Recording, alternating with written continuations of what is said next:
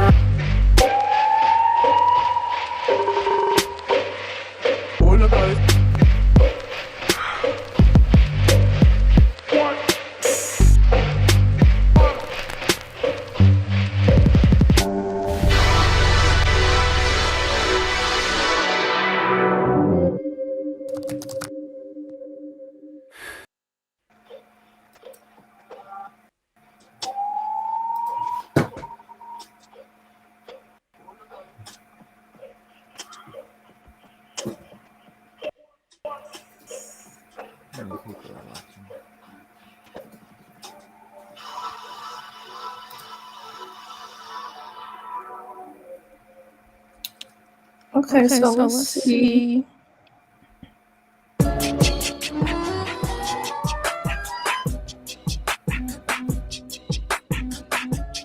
All right, y'all.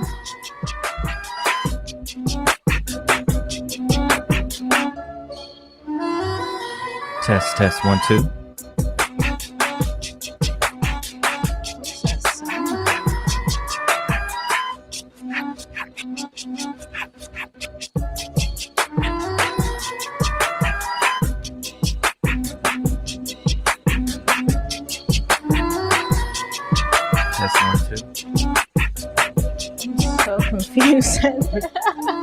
What you got going on right now? I'm so confused right now. Okay, so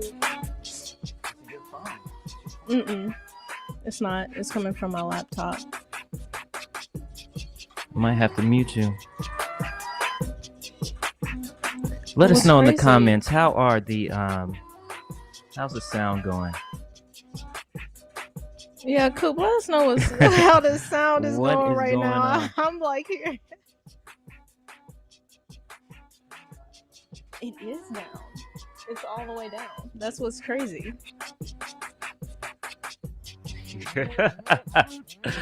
Well, I'm just gonna power through this. Let us know if you hear some feedback or anything in the background.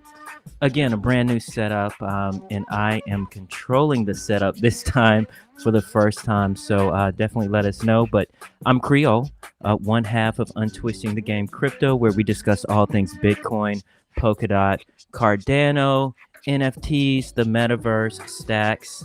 And today you are tuned into the Bitcoin weekly candle close, where we watch Bitcoin's weekly candle close. And we have a special episode for you today. Hold on one second. Let me try something. Okay. Let me try something, y'all. Let me try something. We gonna figure it out. Okay.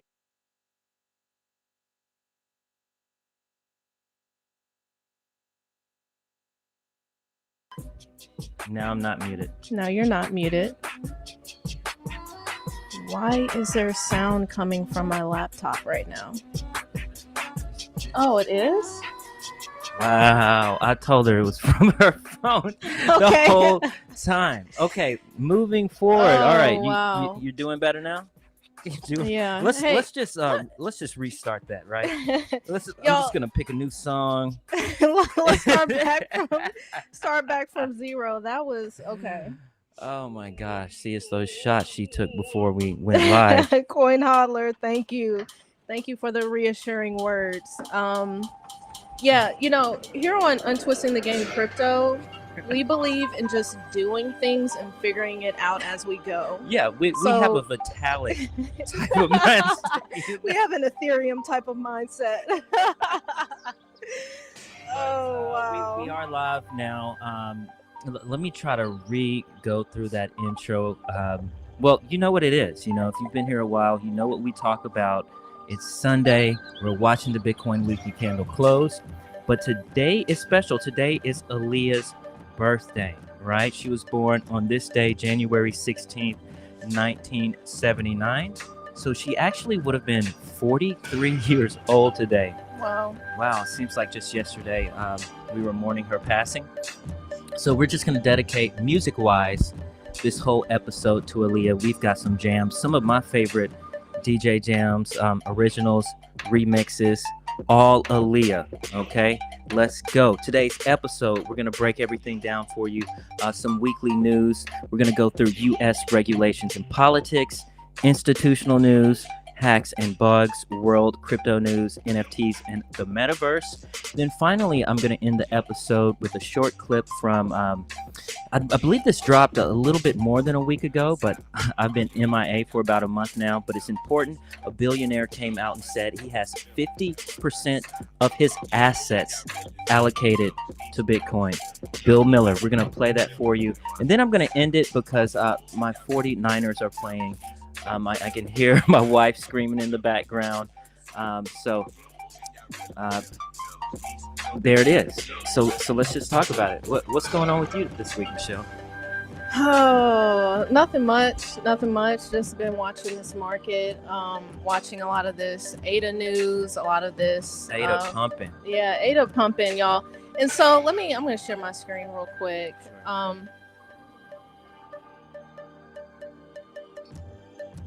So I'm thinking about dropping this shirt, y'all. Cardano is a ghost chain. Let me know. I posted it in the Discord. And if you're in the Discord, you can zoom in and see what this bottom line says. But let us know. We might drop this a limited drop of this shirt and maybe also a hoodie. So let us know what y'all think. I like that. You know what I'm saying? We're going to start pushing out some of this merch for y'all real quick. So if y'all have anything that y'all want on a shirt, anything like that, let us know. We're stepping it up this year. 2022 is going to be the year of the UTG crypto family. A lot of things we have in the works for you. Just a sneak peek there. Yeah, and before I saw you, I heard you take a deep breath. You're going to continue, but I'm going to stop you real quick because I got to shout out the solo.2 link. Y'all already know what this is. Hit that solo.2 link. This is where you can help support the channel. You can also get rewarded for using our referral links in here. So OKCoin, crypto.com, Celsius has been on fire. Y'all been using that Celsius referral link. We appreciate that. Thank you. And of course, you all get a reward as well. So yes, and when you do that, we give it right back to you. We've got a lot of games, prizes, and giveaways in store for you throughout the year.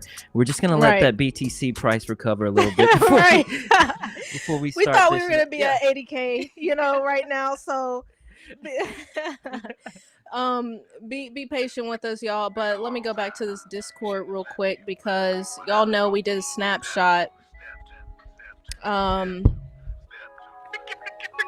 We did a snapshot for this 2K giveaway in Bitcoin. So that will happen, y'all. It's going to happen. We're going to fill out this market, see what's popping with this market, make sure we get everything refreshed on the channel and do that appropriately and not have any when we do that giveaway, everything is gonna run smoothly. Tech is gonna be on point. So all of that, we're manifesting that right now. Yes, yes. All right. Again, this is the Aaliyah episode. Give that screen back to me at your earliest convenience, Michelle. All Aaliyah jams throughout the evening. And it's not going to be a long episode. I know we say that all the time, but we mean it now. Let's move on to U.S. regulations and politics this week. Congress announced a hearing on Bitcoin's energy use. The United States Congress will hold a hearing on the energy use and environmental impact of Bitcoin mining on January 20th. Its Energy and Commerce Oversight Committee announced this past Thursday. And this is really all prompted by this letter that was sent to the House in October. It was by this cohort of national and international climate organizations. And I will leave this letter in the link below, description below, because it's full of all FUD and a lot of inaccuracies. So this upcoming energy hearings should be very interesting. And again, our politicians know nothing. So let's hope we have a lot of good information throughout the hearing there.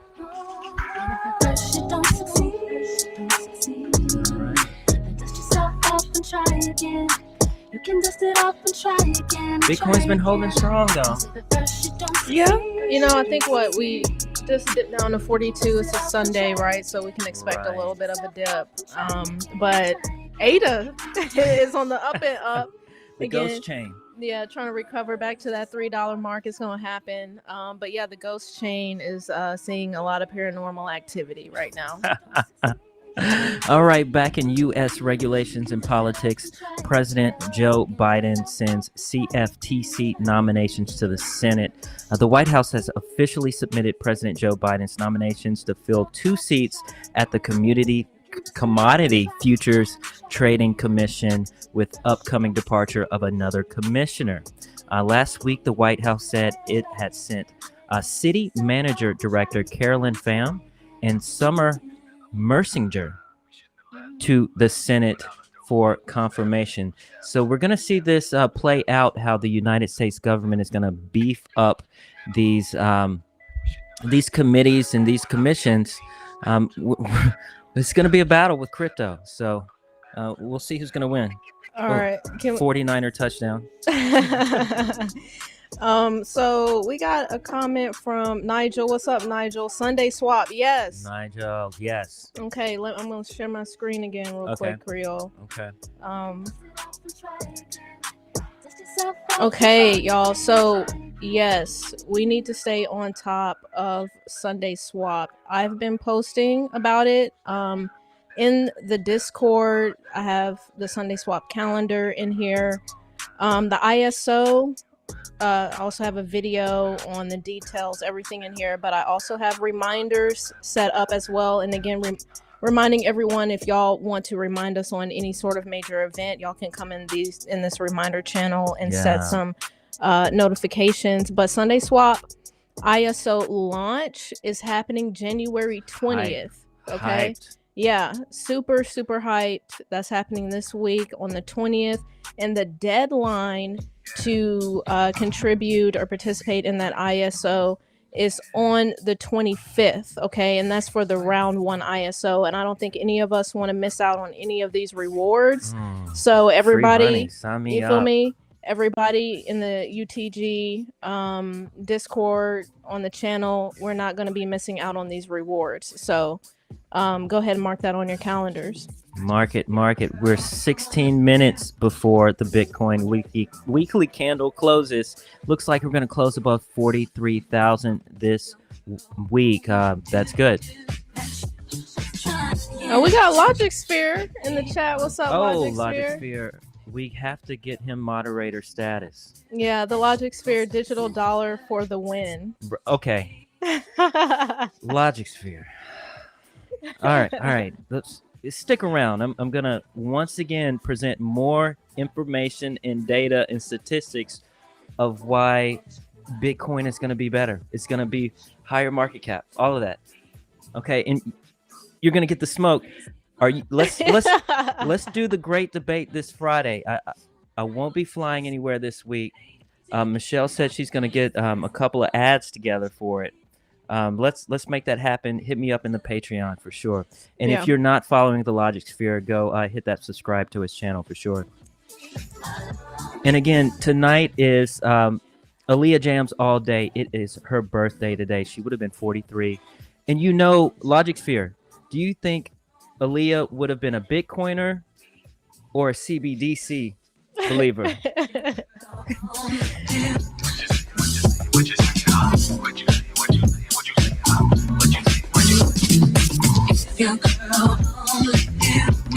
Nigel says, hi all, hope all is well. Ken Murphy, LOL. Uh-oh. What's up, Ken Murphy? All right. Institutional news this week. Walmart is readying to venture into crypto and non-fungible tokens, NFTs. Of course. And this is according to its recent trademark applications that have been reviewed by CNBC this past week. Okay. One of the filings shows that America's biggest private employer intends to issue its own cryptocurrency. Logic sphere. Okay. This is the game theory. All of these private corporations, Facebook, Amazon, Microsoft, IBM, Walmart, Target, Neiman Marcus, the list goes. They're going to have their own currency. Yeah, and they're go ahead. So CBDCs are competing with corporations. Corporations are gonna win, my man. All right, let me just more in institutional news. Oh, let me let that beat drop a little bit. Yeah, turn it up real quick.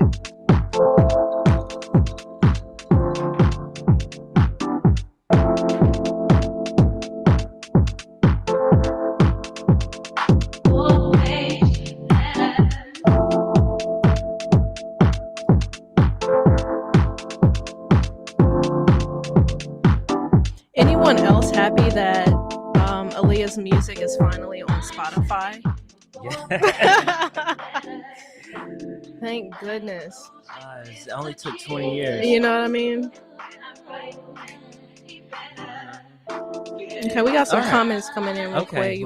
Let's go to the comments, and I have some more institutional news for you. The Logic Sphere NFTs are financial instruments.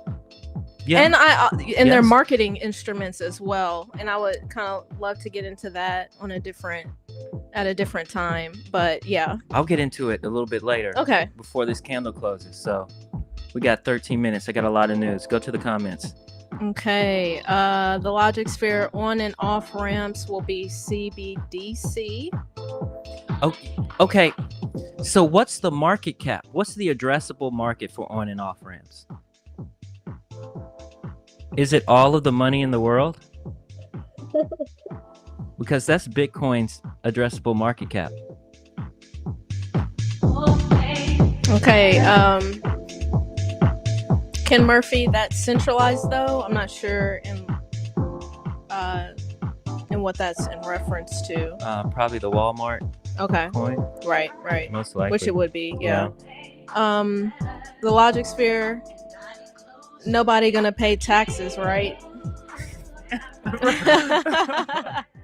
I'm gonna talk about it because let me. I'm trying to stay in order, but Logic Sphere, you making me jump around right now. But Brazil is going to allow people to pay taxes in Bitcoin. I'm gonna talk about that. And a couple more here, and then we'll go ahead and move forward. Ken Murphy, corporations are centralized. Yes. Mm-hmm.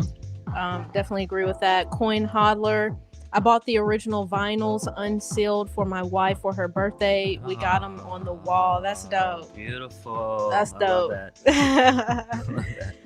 And they also said in the cassette tapes, she was a diehard fan growing up. Man, who was it? You know what? It's just specific moments with Aaliyah's music that you just remember. Yeah. Like, I remember our cousin... I remember being in Mesquite, and she was riding around, and it was the Aaliyah album. I was probably like 8 or 9 years old or something like that. It's just like so many, you know what I mean? Still to this day, and I think everybody remembers the moment. And you know what, Michelle? Yeah. There would be no Beyonce if it wasn't for Aaliyah. Come on. And if Aaliyah was still alive, would Beyonce be where she is today? Let's talk about it. Let's talk about it. All right. Are you caught up on the news? You caught up on the...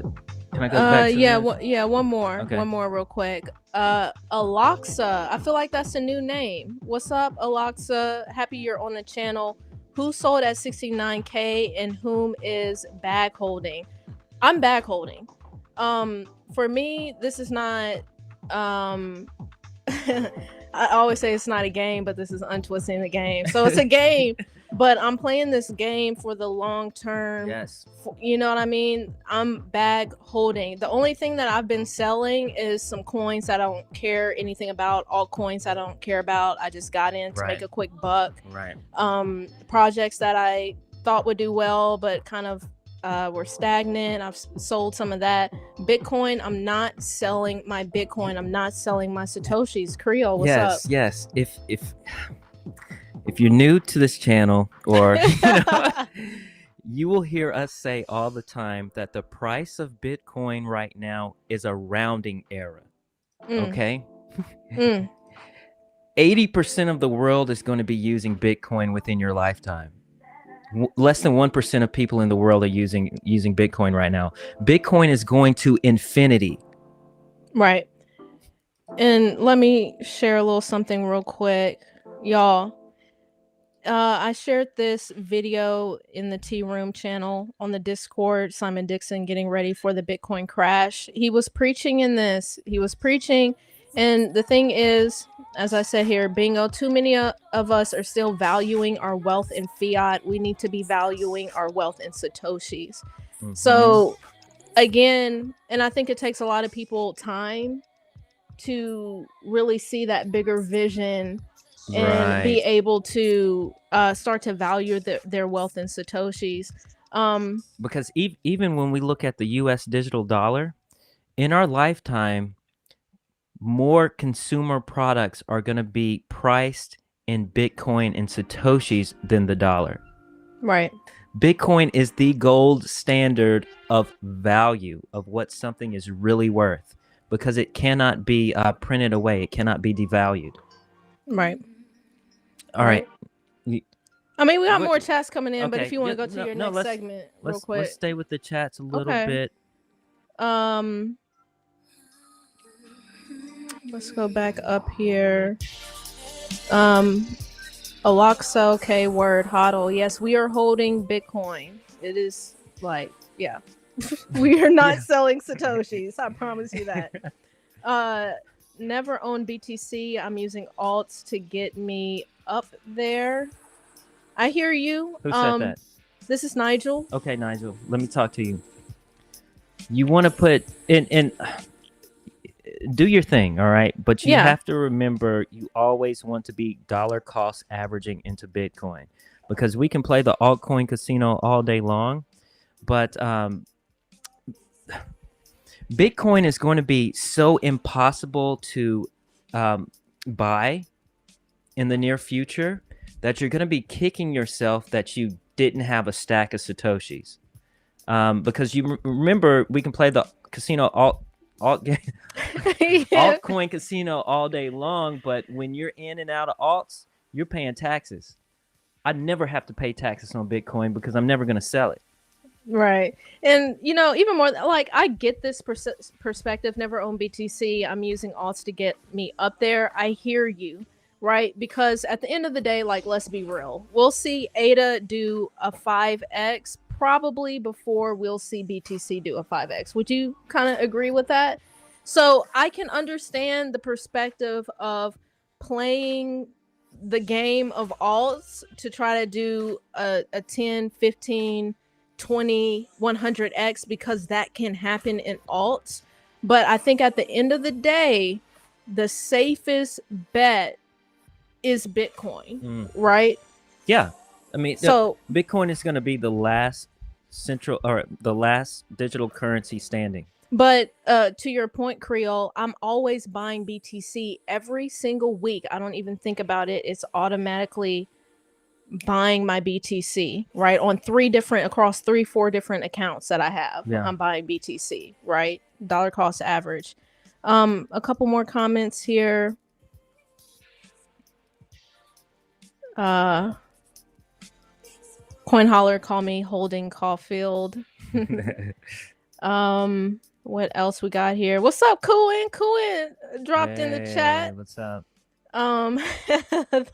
The Logic Sphere Creole letting the Henny talk again. I'm on the Hendrix. Yeah, we're on some gin. We've been on a gin kick recently. Some more from the Logic Sphere. You gotta check the THC level on the package, Creole. The fans watching. They listening. Oh my Okay, gosh. all right. One more. What's up, Black Curls? It's good Hey, to what's see up, you in the Black chat. Girls? Black Curls here to make sure Fuin. You know what? Fuin ain't projecting himself onto me. You know, Black Curls, the first time you typed Fuin, I thought it was a spelling error. But apparently it's not. Okay. And Black All Curls, right. if you're tuning in, today is our Aaliyah special. It was her birthday. So all Aaliyah jams throughout the night. All right, one more comment and we're going to move forward into the show, y'all. One more. Kuin, Black Curls keep talking and I am timing you out. Nigel here. I started February 2021 trading back and forth in 6x so far. Only had a tiny pot of Square Cash to start with. Hey, play the game. Nice. You know what I mean? As long as you're making, I'm really big, and I say this all the time, making well-informed decisions, taking responsibility for your actions in this market. Yeah. So if you want to play, at least again, my perspective, if you want to play this altcoin game and get your 5, 6, 10, 15, 20, 100x, go for it. But at the end of the day, from my perspective, I'm putting those profits back into BTC. Bitcoin. You feel me? So that's what's up. All right, let's move forward. Yeah, What's let me. I had quite a bit of news to go over, but I'm just gonna pick and choose here. Back to institutional news. Payments giant Visa has conducted a survey of small businesses and found that almost a quarter of them who responded plan to accept cryptocurrency payments this year. This year, a Visa executive said, "I think more people are feeling more confident with crypto." Small businesses in 9 countries plan to accept cryptocurrency this year. Okay. Now, Logic Sphere, how many CBDCs are functional right now? Logic Sphere, tell me, because the Chinese yuan is still in testing phase and they're ahead of everybody. So when, Logic Sphere, when is the digital dollar going to be out? Okay, let me move on. Right, like Bitcoin has already won, y'all. Okay, let me move on. Crypto exchange giant Coinbase is announcing a new acquisition that will allow it to expand its product range into crypto derivatives. Coinbase says it has acquired FairX, a futures exchange that is regulated by the U.S. Commodities Futures Trading Commission. The cryptocurrency exchange says it will intentionally offer crypto derivatives to U.S. customers. More adoption here, okay?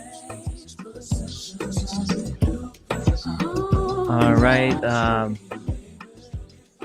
Let me go into hacks and bugs. North Korean hackers stole cryptocurrency worth about $400 million last year in at least 7 major attacks on crypto platforms.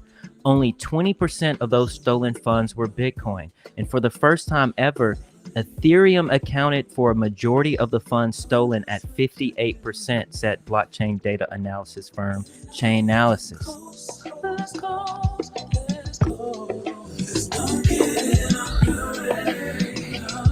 And we have, oh snap, we've got 20 seconds until the Bitcoin wiki candle closes. Let's jam out for a little bit.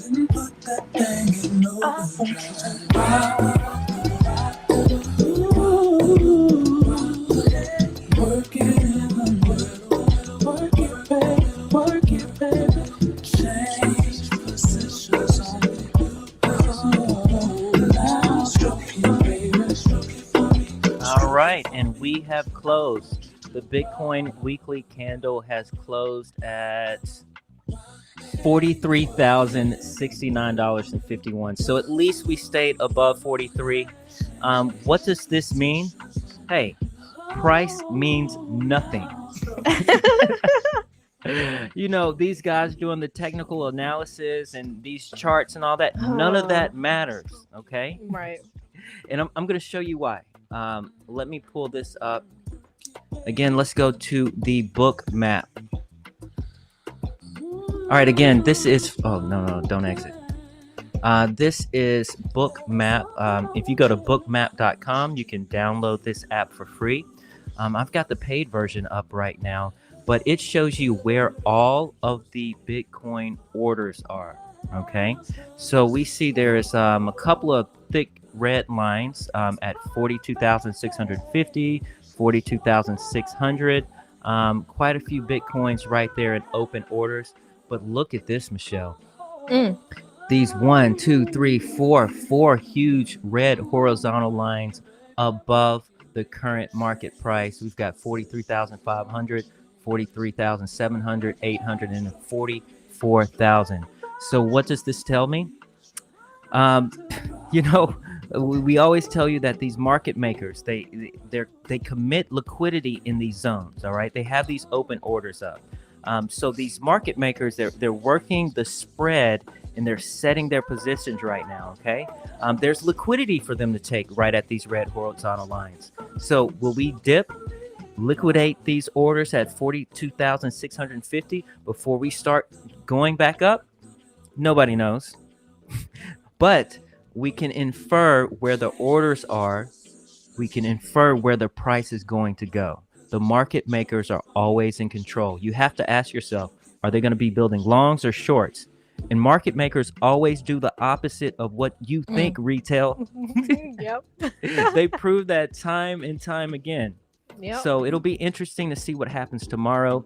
Historically, you know, Mondays have been what we like to call the false move Monday. If we dip, anticipate it to go up throughout the week. If we go up on Monday, anticipate it to go down. Again, not financial advice, but that is the BookMap. That's really one of the most things that matter the most, right? Not all this Fibonacci, whatever they call it. You know, all these moving averages, death crosses. Market makers don't care about none of that. They use that to move the market. Can you turn it up for a quick second and then we'll hit these comments? Okay. Hey, come on.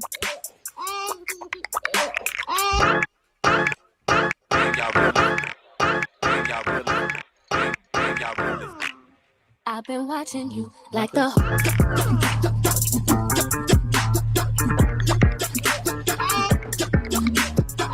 All right, let's hit this chat real quick. Okay.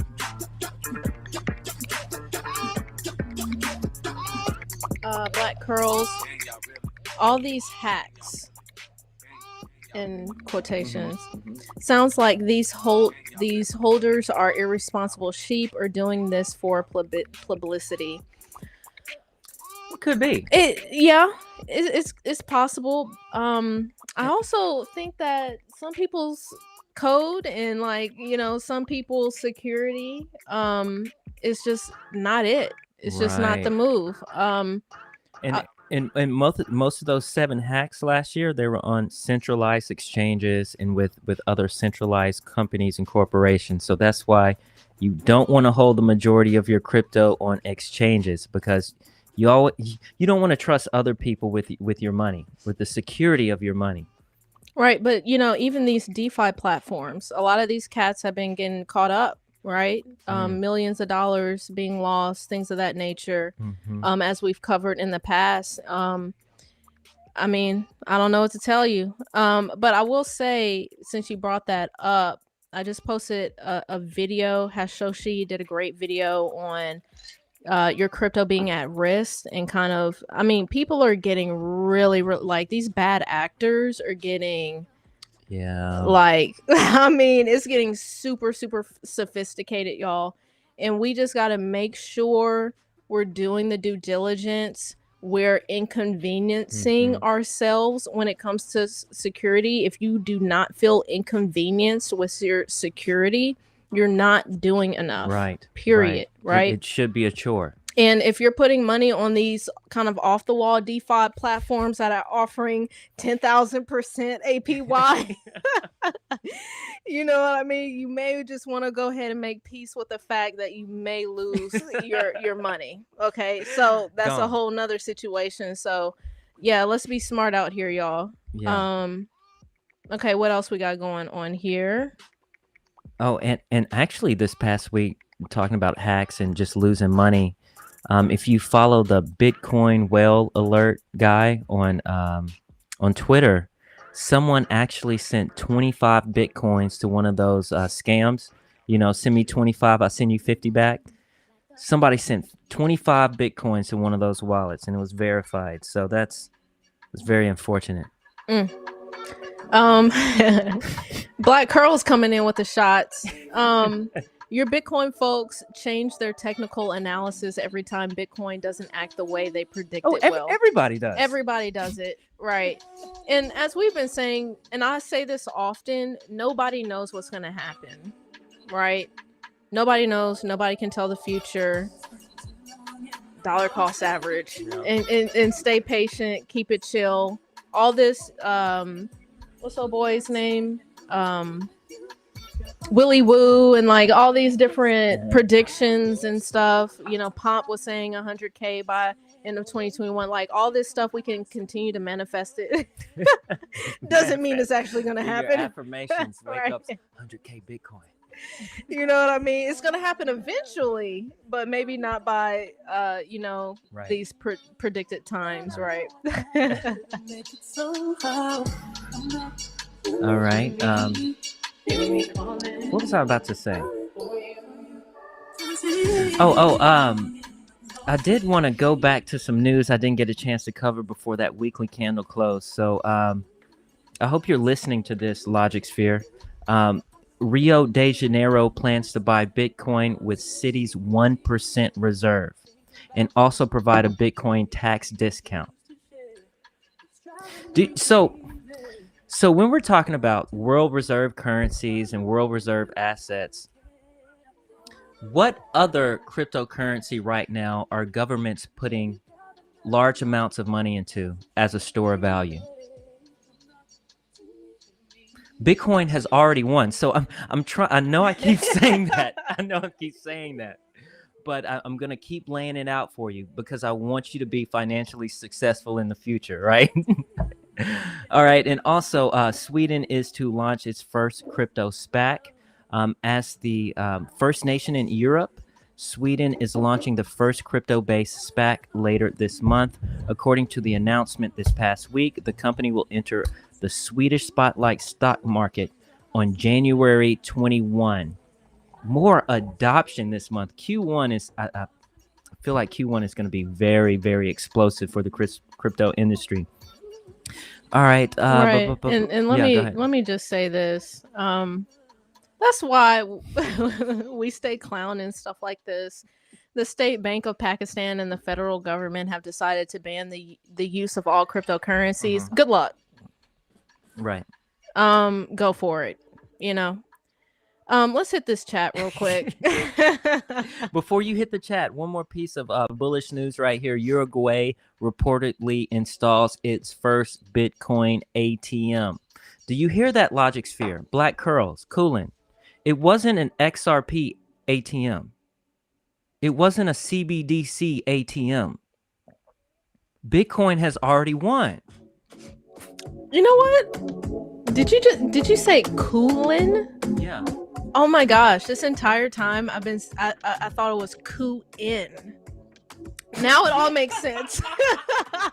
That's why the Fu-lin makes sense now. I always thought it was Ku-in. Okay. All right, we learn something every day.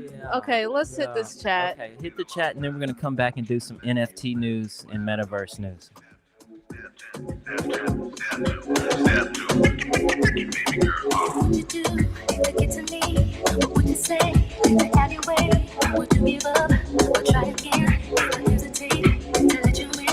Coin Holler says, thoughts on wrapped BTC in your wallet?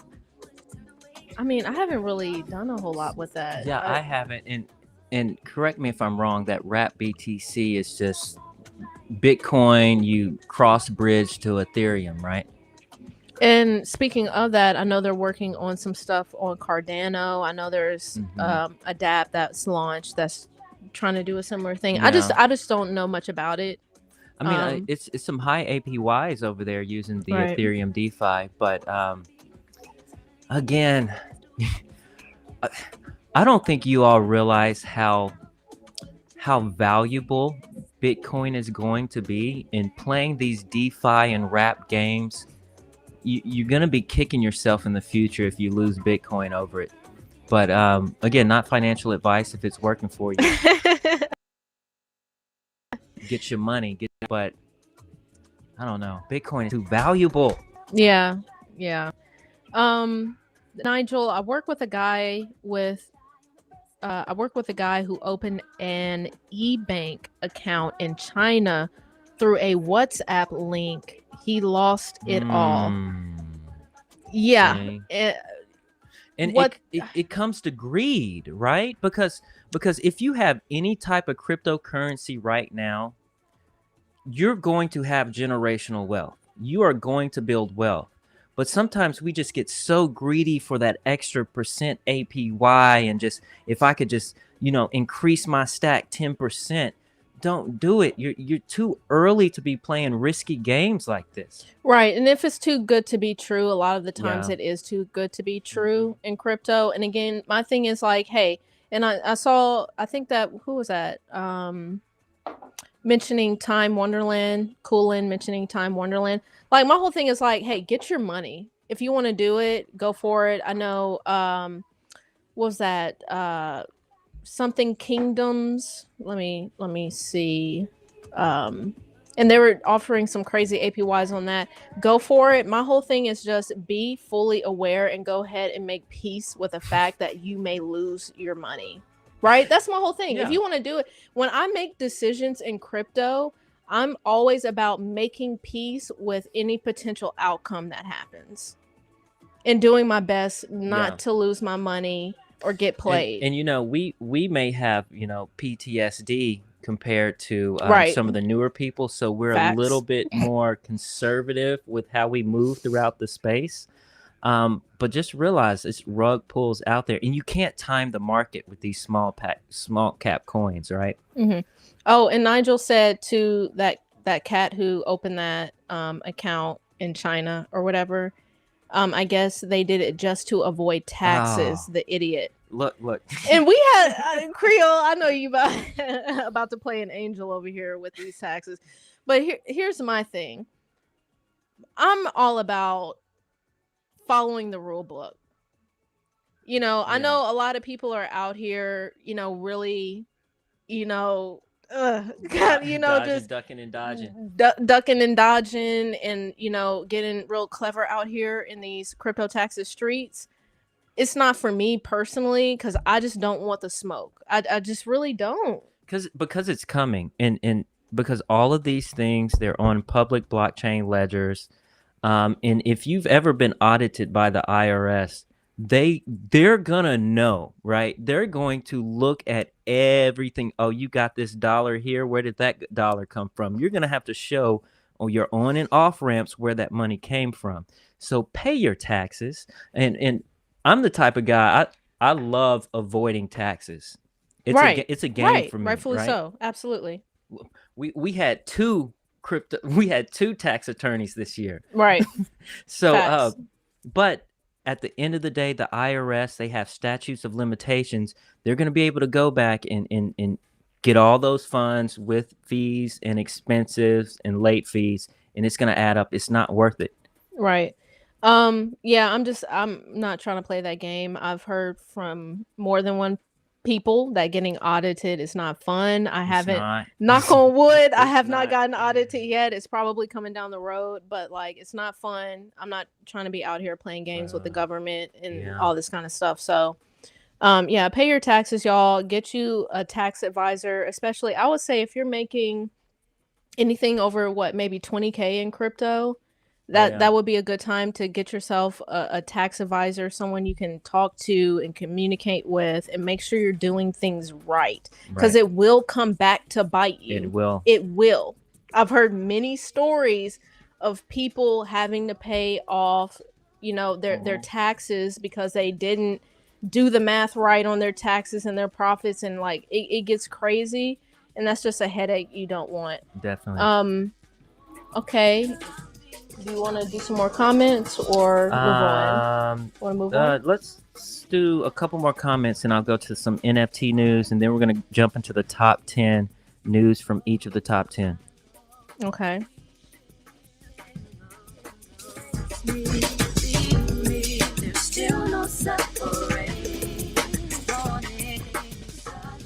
What you got? Yeah, Black Curls and the Logic Sphere wilding in the chat right now, but we're gonna move Give forward. both of them moderator status. You know how to do that? Yeah, I may be able to do. Yeah, I can give show me 1 you. second. All right. All right. Nigel. Exactly, generational wealth. I have a 16-month, and I'm setting aside a pot for him. So a 16-month-year-old, right? Setting aside a pot. Yeah, this is crypto is about building your legacy. Yeah. Right. And hey, my advice is don't dip in that pot. I've dipped in my future children's pot. Hey, don't do it. Does your wife know that? Don't do it. You better have somebody lay- close to you that makes you accountable. Because I I had a couple pots I dipped into. Better lay off those steaks, those fancy restaurants. Huh? Okay, what else?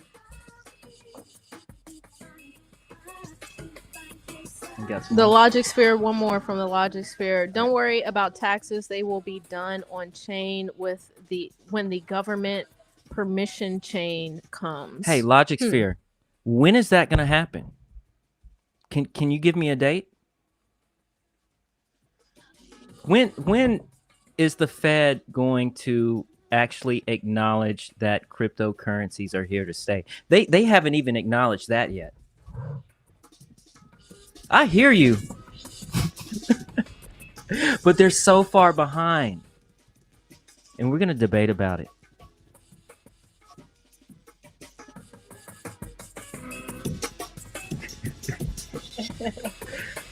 All right.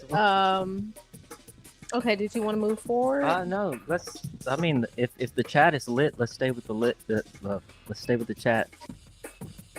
Black Curls, we wild him, but it's all love here. Oh yeah, it's nothing. Sure. It's nothing but love. Y'all just lost. y'all the sick and shut in. We gonna pray for you. You know what I'm saying? Add y'all to the sick and shut in list. Wow. Yeah, we gonna add y'all to the prayer list. Okay. Give me some volume on that music real quick. All right. Let me see.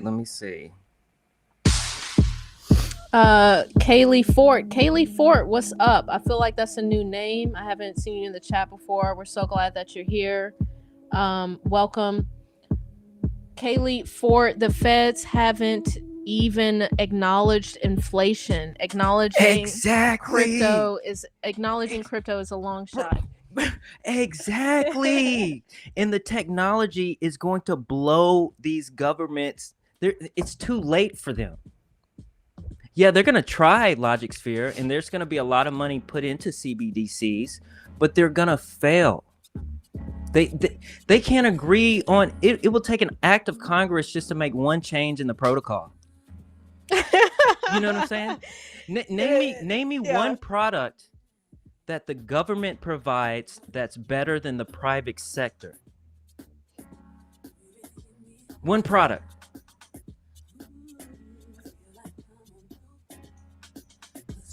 Silence. Yeah, the Fed is incompetent. Actually, I don't even feel like they're incompetent. I just feel like they're not. I just don't think they're good people. I think they know exactly what's happening. I think. Yeah.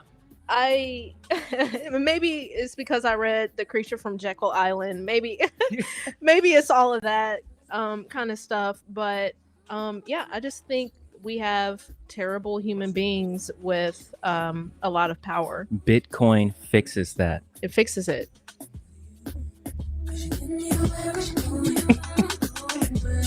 Kelly Ford, LOL. Yep, glad to be here. Coolin. Coolant. I keep saying I'm gonna get it right. I'm so used to saying it wrong, but I'm gonna get it right. The government's got us exactly where they want us.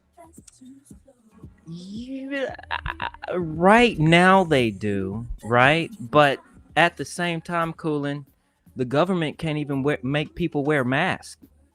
Right. You know what I mean? It's a different era that we're about to walk into. And the last key to absolute freedom is having absolute financial freedom. Mm-hmm. Sovereignty of one's time and wealth. Once that happens, all of these jokers are about to get voted out of office.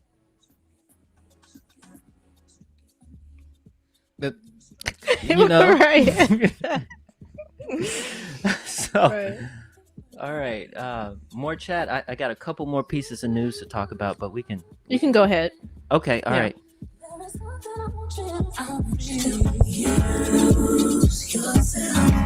Okay. Back to some news from the week here. Let's talk about NFTs in the metaverse. Hey, a gift to Pope Francis sold as an NFT and raised $80,000 for Afghanistan. So there was a carpet that was presented by the United Arab Emirates as a gift to the head of the Catholic Church a few years ago, but it has actually been sold in the form of an NFT. While the original carpet remains in the Vatican, its digital representation has been successfully used to collect funds for the people of Afghanistan. And again, the Logic Sphere hit it on the head when he said NFTs is, wait, what did he say? The use case? A financial instrument. It's a financial instrument? Yeah, I think something to that degree. We're going to see these valuable physical objects be finally represented in digital form. So that's going to be beautiful to see in the future. NFTs are just getting started, right? Speaking of more NFT news, Fly Fish Club is a restaurant in New York City. They just opened up this past week, and the only way you're able to get a table is if you have their NFT. So according to the website on its main site, the New York-based gourmet restaurant Fly Fish Club is the world's first fine dining restaurant for NFT holders. Those who love the restaurant have a chance to purchase the Fly Fish Club's NFTs. It's actually listed on OpenSea Marketplace. There's two tiers, one costing 2.5 ETH and the other costing 4.25 ETH. NFTs, it's going to be a club, right? Yeah. If you're part of any community, you're going to have to represent your membership with NFTs because it's the technology, right? Right. Yeah. It's the community. Yeah. You know, I've seen a lot of comments where people kind of joke about NFTs being your ticket into a community or being your like membership pass or whatever. But y'all, this shit is real. Yeah. It's real. It's real. And I think if anything, I learned how real it is through Miami Art Basel and going to the Aku event, the Aku event. Y'all, this stuff is real, right? And again, I don't think people get it until they actually give it a shot and start their NFT journey. Even with Artifact, there's a community there that blows my mind, right? And and so like we can play games all day, but we see NFTs taking corporations by storms. I wish I could share more information that I know, but I can't do that. But fashion, you know, they're getting it. They've already been into, you know, luxury fashion, already into the NFT space. This stuff is not a game, y'all. Yeah. And it really is just about making sure you're doing your research and understanding what you're getting into. But this stuff has value. It does. Right. Speaking of Artifact, that was actually my next piece of news this week. Nike-owned NFT studio Artifact is set to release self-updating clones in 2022. Michelle told me to grab one of And- these stupid things. Floor is at like 6 ETH right now. Okay. And I was telling people to get it when people were whining about 3 ETH, people were whining about 2 ETH. And I get it. I definitely get it. But again, this is why it's so important to do your research. Because if you did your research, if you listened to all the interviews, if you understood the community, if you were in that Discord, you got it. You you understood how crucial it was to own at least one of these avatars. And again, we saw the partnership with Nike come out. Yeah. People still think this shit is a game. It's not, y'all. Yeah. It's not. I mean, before Nike bought them, Michelle's like, "Yo, you gotta buy these digital shoes." I'm like, "What for 2 Ethereum? No, and pay gas fees." But she was right. Hey, I'm telling y'all, and if you tuned into my last Friday live, I showed y'all, I gave y'all a peek into the artifact space pods, right? And how I'm able to customize that space pod. I'm still customizing mine, but I have all my Aku chapters up in the space pod. I have my other NFTs to where you can come into my metaverse, my virtual reality space pod, see all my NFTs and have a virtual experience, right? And you can also view that in virtual reality on your Oculus or whatever headset that you have. Artifact is not playing games. Yeah. They've been saying it. All the founders have been saying it. They will be the future of the metaverse. When you go into the metaverse 10 years from now, 15, 20 years from now, it's going to be artifact everywhere you go. I believe it. I bought into it. I'm on board. Yeah. Hey, she was right though. Okay, that's all the news I kind of want to go over. Let's just jump into Bitcoin in the top 10. Let me get my windows right.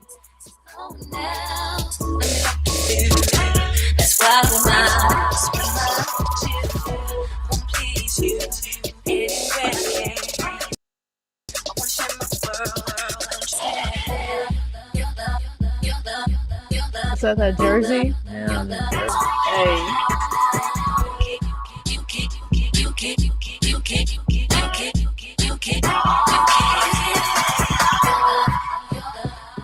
All right, let's move into some top 10 news. Let's always start with Bitcoin because nothing is ever going to flip Bitcoin. If you think another coin is going to flip Bitcoin, you're high.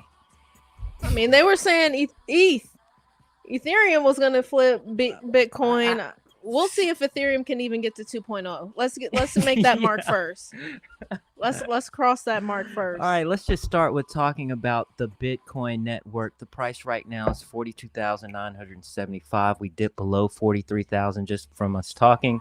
Sats per dollar right now is $2,327 in your lifetime.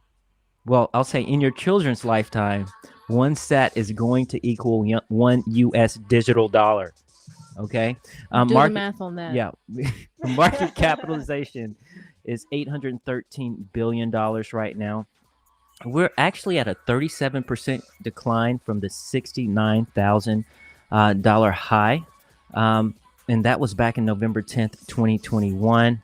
But I'll tell you what, the hash, if you pay attention to the hash rate correlates to the price, right? And recently, we just topped out and reached an all-time high in the hash rate. So expect an all-time high to be coming in the next couple months. I'm really excited about that. Gold, all right? The Bitcoin price in gold. One Bitcoin is 23.6 ounces of gold. Why are you buying gold right now? Okay, Bitcoin versus gold market cap, 6.8%. Okay, so there's still a lot of growth right there for Bitcoin. This is what's really important. Corporate treasuries. Okay, there's over 1.6 million Bitcoins held in corporate treasuries. Can you say that again? There's over 1.6 million Bitcoin, which is a total of $71 billion held in corporate treasuries. So, Black Curls, how much of XRP is in corporate treasuries right now? You know, this is what I keep saying. We can say that Bitcoin is going to get flipped and XRP and Stellar and all these other coins will be the world currency, but you're not looking at the numbers. All right. And I'm not mad at you. Okay, let's move on the Bitcoin network here. There's almost 15,000 reachable Bitcoin nodes right now. That's amazing. Lightning Network. Okay, this is the metric we really are going to pay attention to this year, because the Lightning Network is about to take storm. All right, total capacity right now, there's over 3,000 Bitcoins on the Lightning Network, and Black Curls, the Lightning Network is faster than XRP. Okay. All right. And then it goes on to side chains, transactions, chain security. The takeaway here is that the Bitcoin network is an unstoppable beast and is growing no matter the price. You can't worry about the price. You got to look at these statistics. All right. Okay. Let's move on to here's a watch list that I like to watch here, because cryptocurrency is still in its infancy. So I always like to compare. Yeah. All right. Let me go. All right. Let's go to the chat. Black Curl said, "You're not looking at the utility. I'll save you eventually."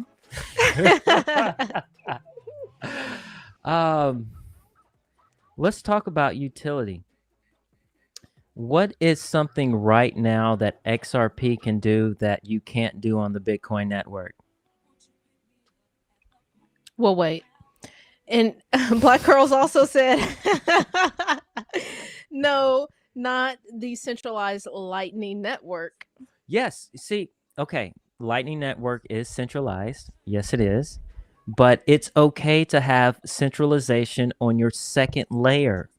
Okay? Your base layer, layer 1, is about security and decentralization. The base layer will never be compromised. You can't say that about any other cryptocurrency. Right. This is what I'm trying to get you to see. What Cardano is doing, what Polkadot is doing, what Terra Luna is doing, what Ripple is doing, go down the list. All of those can be done as second, third, fourth layer solutions on top of Bitcoin. So that's why everything is going to collapse into the Bitcoin network, because it's the most secure. Go back to the comments. Yeah. Kaylee Ford says crickets. But Black Curl says escrow rippling. Escrow rippling. I don't even know what that sounds made up. Did Brad Garlinghouse just make that up? Pull it up on your screen, and we'll come back to that. Okay, yeah. I almost forgot. I can do that. All right, we'll come back to that. Any more comments before I move on to this? Trust lines. Should I go on trust lines? Is that like a I'm not a developer? Right. So can you elaborate a little bit more? Because hey, we'll be honest, we don't keep up with Ripple and XRP most of the time. So let us dive into that a little bit more. Coolin, I still don't see a CBDC built on BTC. It's going to okay, Coolin. And I hope the Logic Sphere is listening, because if he's listening, he's not going to want to debate me. But what was the question again? I still don't see a CBDC built on BTC. And who said that? Coolin. Okay, Coolin. Every major financial disaster in human history, why did that happen? Okay, let's just go back to 2008, the housing crisis, right? People couldn't afford their housing loans, mass evictions. But why did the world economy actually crash? It was because banks did not trust each other.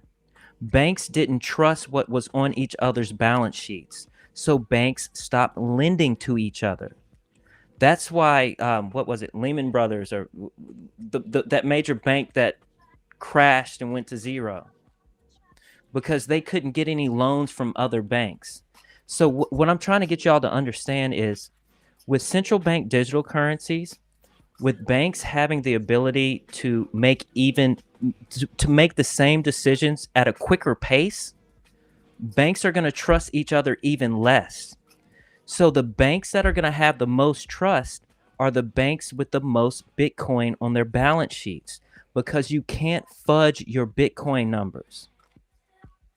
So it comes down to banks trusting each other, these commercial banks, these international banks, these federal banks. If they don't trust each other, they stop lending and the economy stops and it crashes. So with CBDCs, that financial disaster cycle is going to speed up. There's going to be more fiat currencies crash and go to zero at a quicker pace, because the economy moving to a digital realm is going to happen 20, 30, 50 times faster than what it is happening now. And that's my case. Yeah, CBDCs, they're going to be here, right? But the bank, the world bank that is going to be trusted the most, and we hope that's the Fed and not a Russian bank or, you know, an Asian bank or a Central American bank. We hope the Fed wakes up and realizes the only way banks are going to have trust with each other is what's on your Bitcoin balance sheets. I don't care about how much real estate you got. I don't care about how much bonds, stocks you got. What is your true value in the digital age? And that true value is Bitcoin. All right, let me stop preaching. But does that make sense? I mean, am I making sense? I'm over here looking at what trust lines are. Okay. My bad. So we're gonna look into this a little bit more. I'll have an answer. Yeah, I'll have an answer for you next week. I got to look that up. Yeah, because Black Curl said it's not made up. So I was trying to Google it and figure out what was going on with that.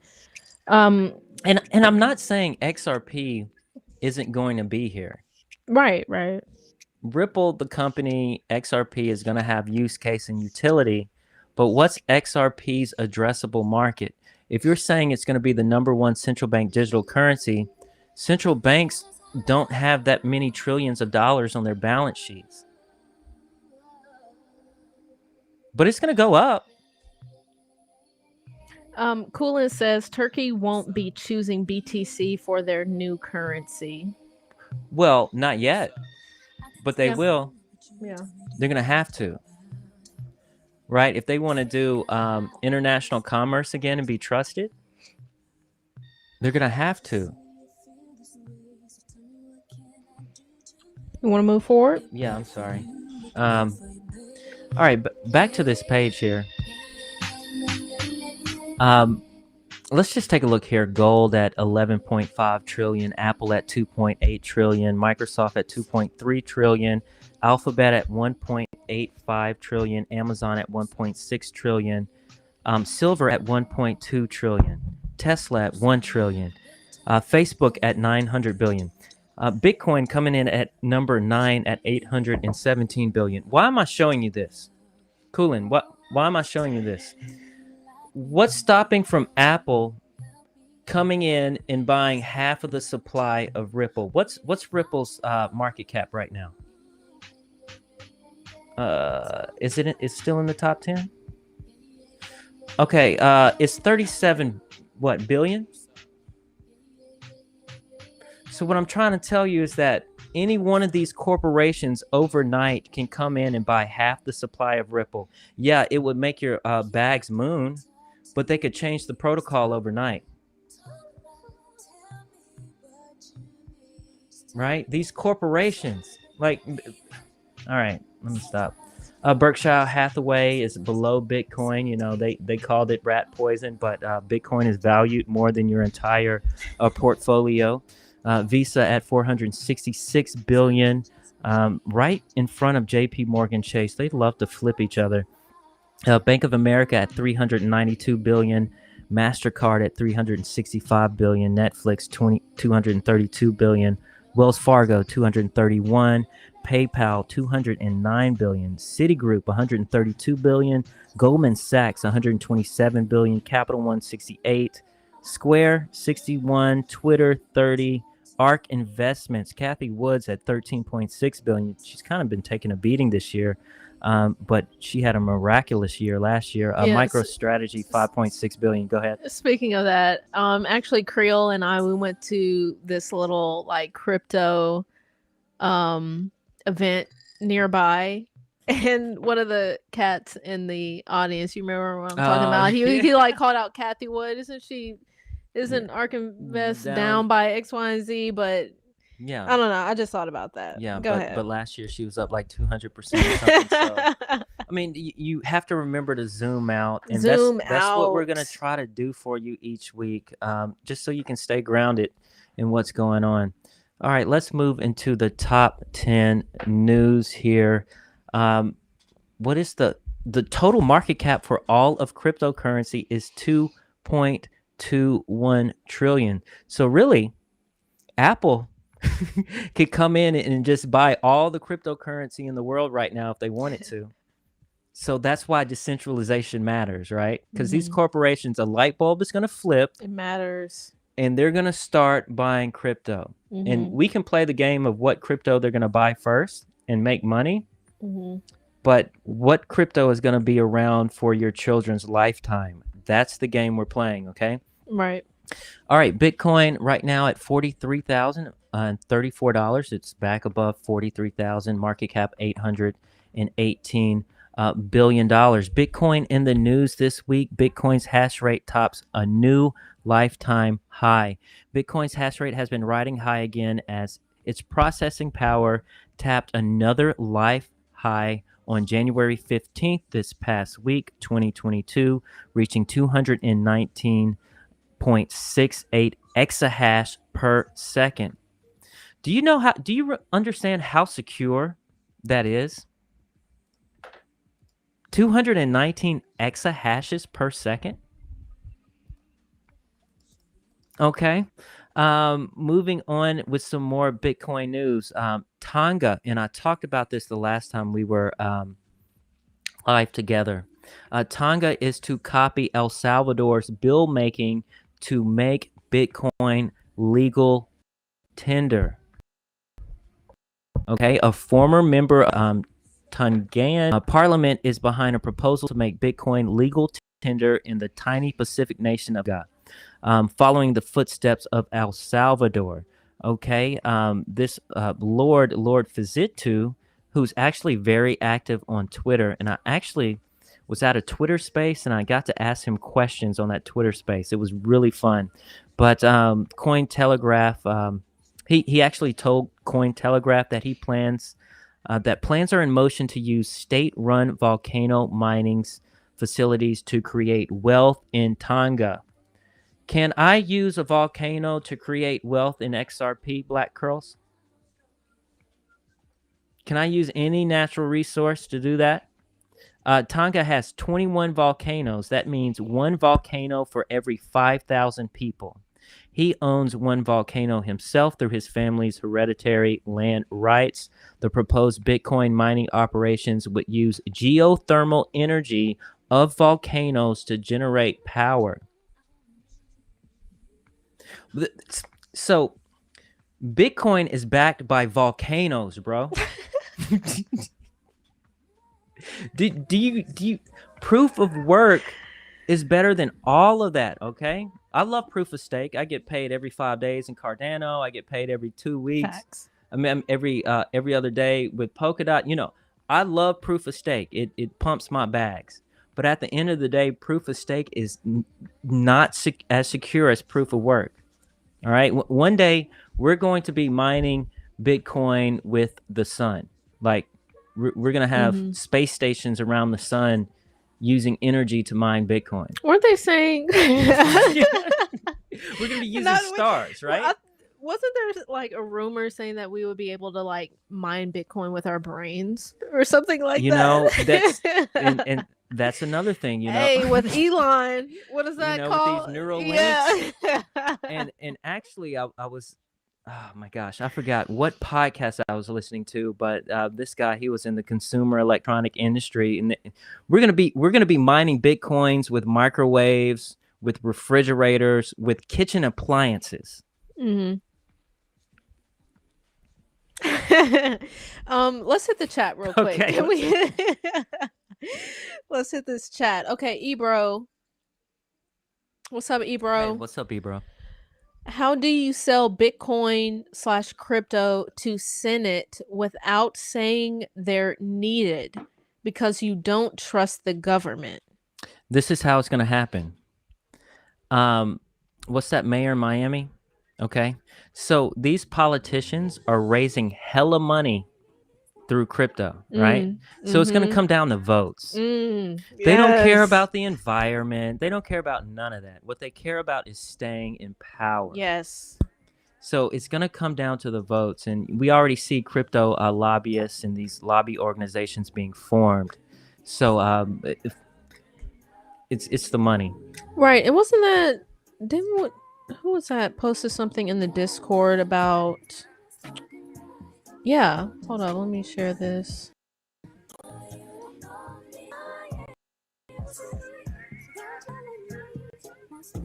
Okay, U.S. congressional candidates are beginning to break into the world of crypto by selling NFTs to help finance their midterm election campaigns. Right, you actually posted that.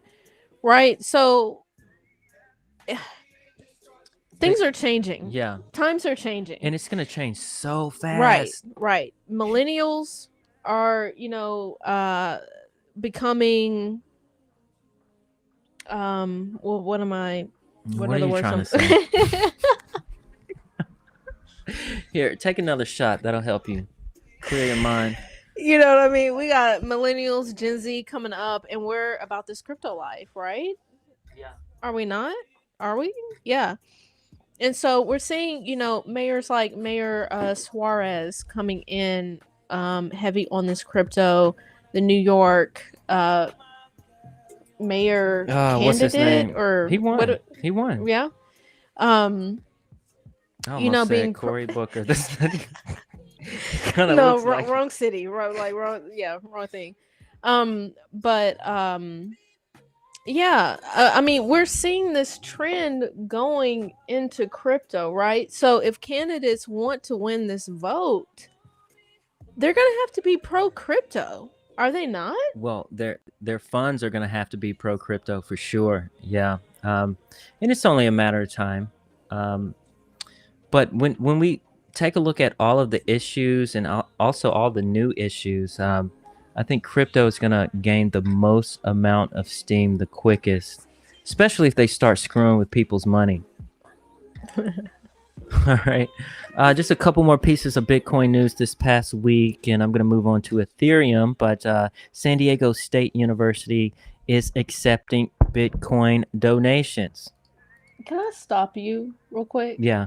Because this is the piggyback off of what Ebro just said. Okay. And then let's go into that segment. I watched the hearings the other day, and SBF/Coinbase had a hard time selling it over a centralized CBDC. Selling. Are you saying any crypto BDCs? Because they don't understand it. Right, they don't. Hillary Clinton does not understand. But even so, I watched that hearing too. SBF and the Coinbase executive, they were very knowledgeable, but I feel like they still didn't know their audience. And it's going to take I mean, even think about yourself. How many times did it take you to be exposed to crypto to actually understand it and start investing in it? Now imagine you're a politician and you're already wealthy and you already know everything. So of course they want the government to still have the power over the money supply. But I think as they become more and more educated, that position is going to erode. And we're starting to see that first with the Republican Party for sure. But I'm telling you, just look at what Miami is doing right now. They're about to start giving their citizens Bitcoin dividends. Okay. Are CBDCs going to give their citizens dividends? Are CBDCs going to incentivize usage and utility with discounts going to local restaurants and local businesses? So I mean, politicians can think all they want, but this is the beautiful thing about cryptocurrency is now there's competition in the financial sector. So with that competition, you're going to, I mean, say you're a citizen, someone in North Dakota. Why am I not getting a Bitcoin dividend? Right. Right. And my whole thing is like, go and listen to the interview with Hillary Clinton, and then go and listen to an interview with Mayor Suarez. And it's literally night and day, the difference in level of understanding, right? Um And people are going to wise up to it. They will eventually. It's going to take some time. There will be a battle, but at the end of the day, truth is going to win. right. And personal understanding it, cuz I think and people were kind of saying this on the web with the Hillary Clinton interview and with oh girl, what's her name? Senator, Warren? yeah, Warren. It's like they had just read notes that were given to them about Yeah. this, right? Talking point. And right. And if you're deep down this rabbit hole, you can see through all of that BS, right? And that's why I really rock heavy with Mayor Suarez, because he's in these trenches doing the work Yep. and really trying to understand what is happening here, right? And so, And you know, I love SBF to death. Sam Bateman Freedom, something yeah, like that. Bingman Freedom. But he's probably not the best person to explain crypto, you know?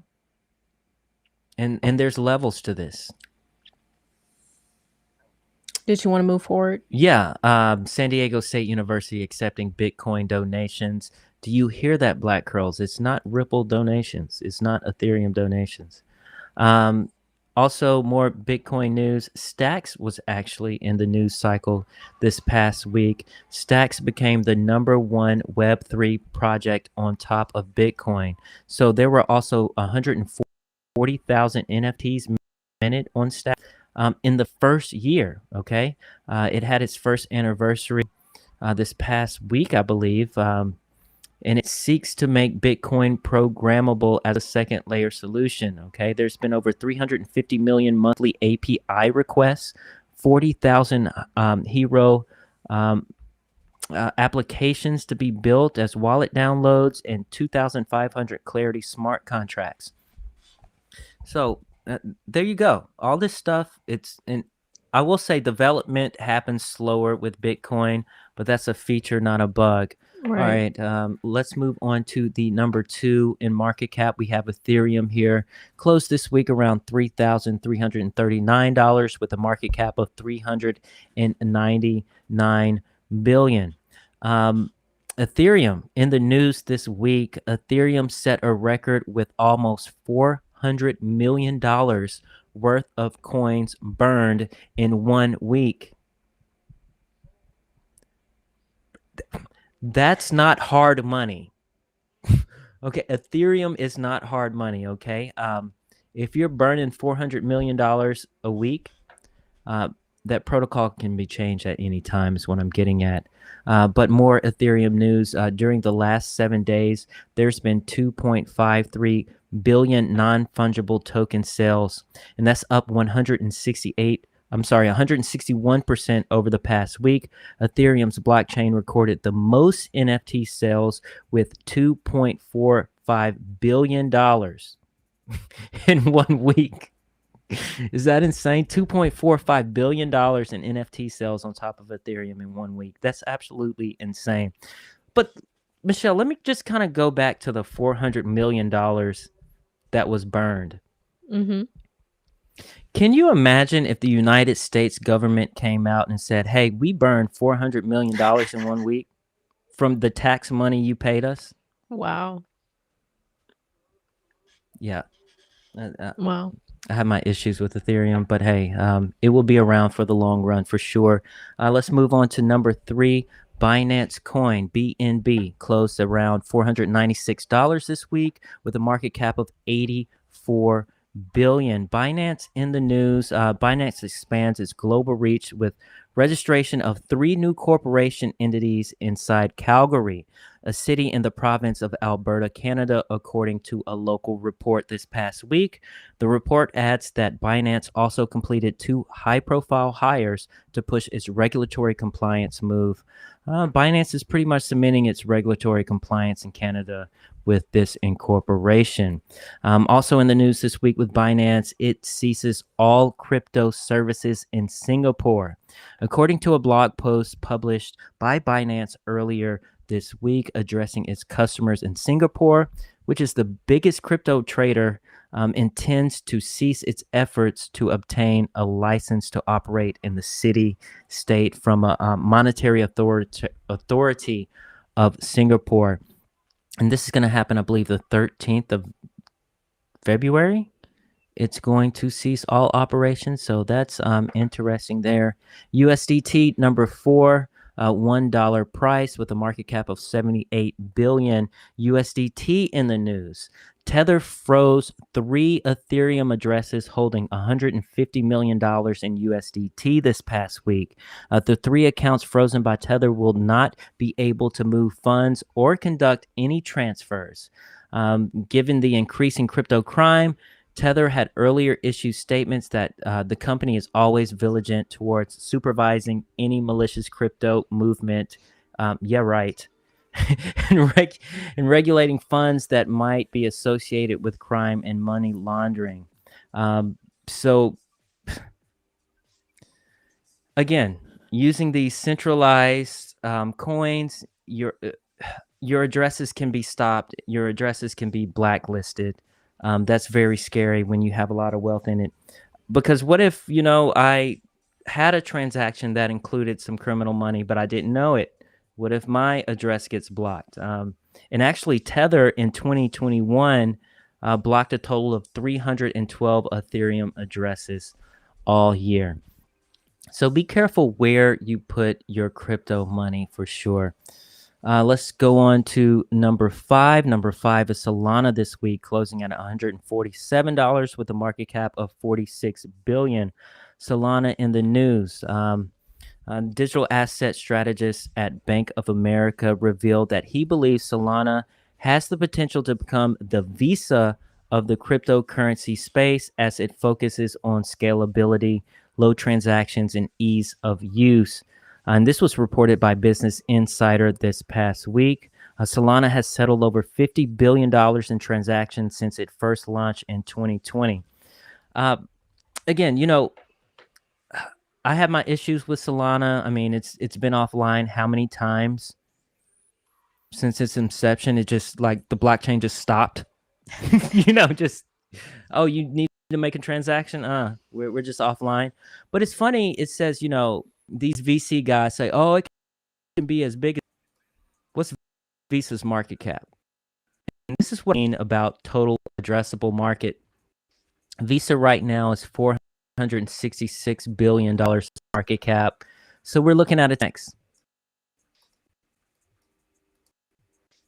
I guarantee Bitcoin to 10x. So this is what I mean. Say your total addressable market, whatever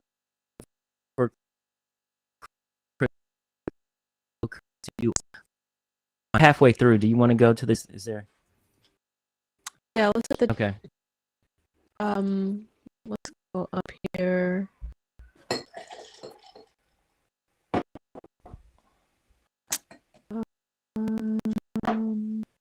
Can somebody tell me the score to the 49ers game?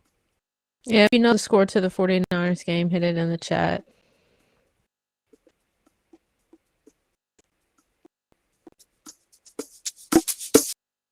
Okay.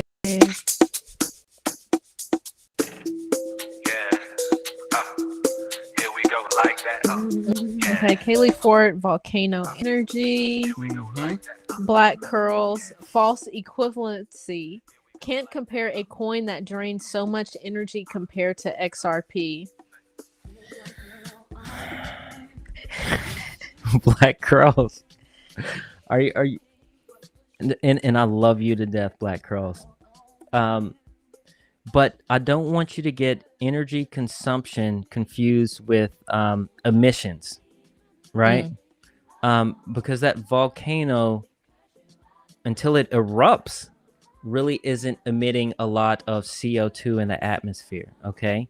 So you want your currency to be secured by energy from all the volcanoes in the world. Yes. You want the energy consumption. You do. And gosh, this brings me to the point, and Black Curls also said XRP and XLM don't need volcanoes. So here's the whole thing.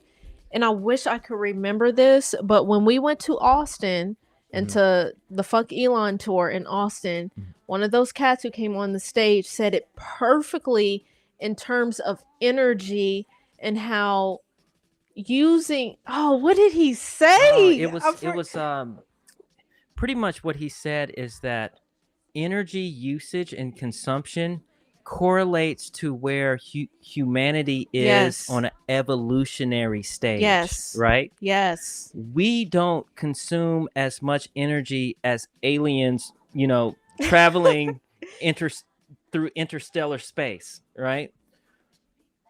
The human evolution and where humanity is going correlates with energy usage. You think of the past human evolution, what trying to think of the period. What was the period where we started using like machines and factories and shit? Industrial? The industrial age. We use a lot of energy, but with that energy, you saw humans evolve to the next level of consciousness and evolution, right? So for humans to evolve to the next stage, we need to consume even more energy. But it's according to what type of energy that is. The countries that use the most energy are the most advanced. Right.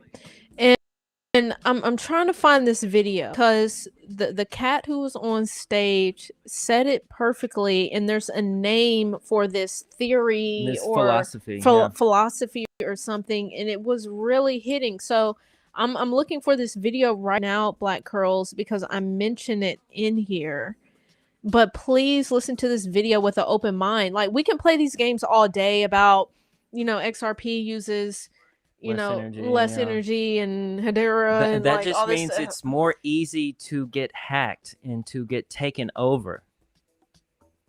And like I'm saying, okay, let me.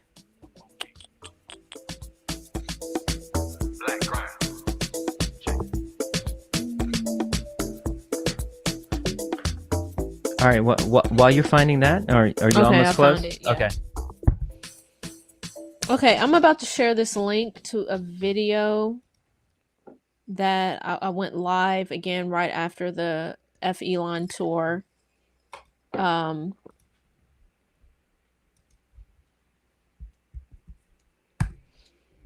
So Black Curls, listen to that with an open mind. Open mind, open ears, open heart. But he talks, he really, and again, I wish I could relay it right in an effective way. You just think in history, each civilization that used the most energy was the most dominant. I mean, when look at Native Americans and Europeans, right? Europeans use energy to make guns out of steel. Native Americans use crossbows. So I mean, who won, right? And you look at every stage of human civilization. The civilization that used the most energy was the most dominant. That's exactly what's going to happen with cryptocurrency. Okay, and we got some more here. C. Christopher. I feel like that's a new name. I think so. So what's up, C. Christopher? We're glad to have you. Glad you're hopped in this chat right now. The rulers have been planning for the crypto transition forever. Them being against it is an act. Yes. I agree with that. And I think he may be referring to the great financial reset that they have been planning forever. Right. And they have been using COVID and cryptocurrency to get there ever quicker. Right. But I mean, they don't want the masses of people to know what's going on. Right. They continue here. They know the petrodollar era is ending. Yes. Crypto is the transition. It's like the internet when it first started. It's the carrot to get people in before they set the trap to take control. Exactly. Hmm. Join the Discord, see, Christopher. Yeah, get in this Discord. One more from C. Napster and Pirate Bay were the shit. People thought the internet was freedom. Once everyone got into it, they clamped down. Mm-hmm. Hmm. Mm-hmm. Yeah, you're And right. but that's the beauty about decentralization, Right? is Yeah, I mean, can you Napster was centralized, so of course, what band was that sued them? Metallica? Was that Metallica? They got Napster shut down because they had a physical address that they could sue, right? Pirate Bay, I think, is more decentralized for sure. I mean, I think I can go to piratebay.com and download some shit. But it's because it's on several tens of thousands of computers across the world right now, so it's harder to shut decentralized things down. And Black Curls here says, now that y'all mentioned Mayor Suarez, are y'all still considering Miami? As in Miami coin or moving to Miami? Because we do both. We're considering both. I think he's talking about moving. Yeah. And if y'all don't know, we actually when we were in Miami, we got a chance to spend a couple days with Black Curl, so he's family for sure. Yeah. I'm actually moving back somewhere else, but Yeah. we may still get a place there, so I can have a residency, so I can get some of that Bitcoin yield. Yeah. Funny thing, I don't know if any of y'all are like into like astrology and like all this kind of stuff, but there's this thing called cartography in astrology where you put in your like birth chart and everything, and it shows you where in the world you would like most thrive. And funny fact, y'all, one of my areas is Miami and like the Wow. Cuba area. And also the the Asia, like Singapore and like that makes area sense. as well, which I find interesting. So I don't know, y'all. I might have to set up a little base in We might have in Miami. You know what I little mean? studio down there. A little salsa. Hey, let me tell you. When we went to Miami Art Basel in Miami, yo, the vibes was hitting. It was hitting most the fun. culture, the music, the food. Dude, we had so much fun in Miami. My wife quit her job while she was in Miami, bro. Facts. She quit her job. She just said, "I quit," and effective immediately. She said in her email. So that's the type of Miami vibes we were on. Yeah. So Black Curls, you might be seeing us sooner than later. Okay, I kind of lost my spot in these comments, y'all. Okay, let me go back up. Okay, Kaylee Fort, let's go stacks. I have Crash Punks and Wasteland Apes NFTs. And out of all the stacks NFTs I have, those are the two I don't. I think there was some issue with the Crash Punks when I was trying to get it and link my wallet, and they were tripping. Right. But good for you. I love both projects. Yeah. We definitely have some stacks NFTs in our hero wallets right now. Black Curls, that's not a bug, that's a flaw. And I can't even remember what that was in regards to, but I'm pretty sure that was something Bitcoin you were talking about. See, Christopher, the true spirit of crypto bypasses the banks and governments, peer-to-peer commerce. Right. The way it was intended to be, right?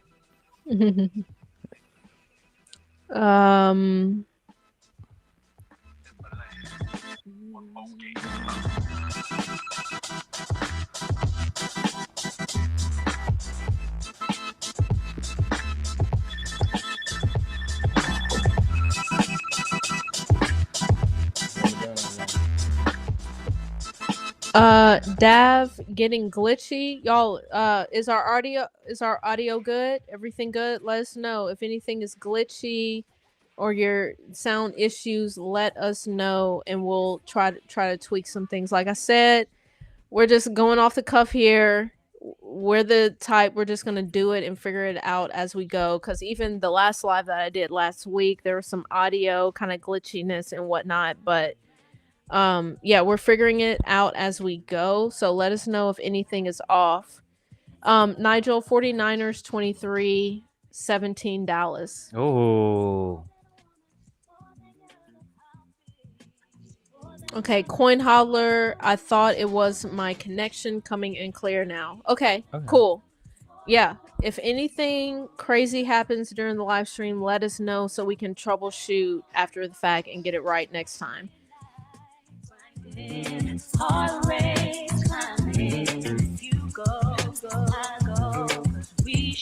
Okay, Black Curls. Disagree. I'll have to have a voice chat debate next time leaving work. Yes. Okay. We'll get you on the live stream. We'll set that up. We'll hit you with a text and get that set up.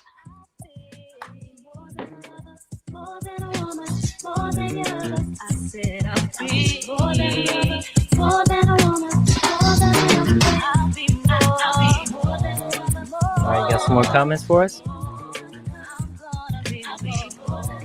Johnny Reed, what's up, Johnny Reed? Crypto means hidden message, and that message is there. Crypto is meant for paying the robots, drones, and algorithms.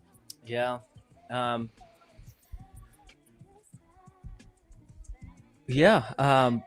I mean, it's the currency of the future, right? Everything's going to be digital. Everything is going to collapse into digital form. Right.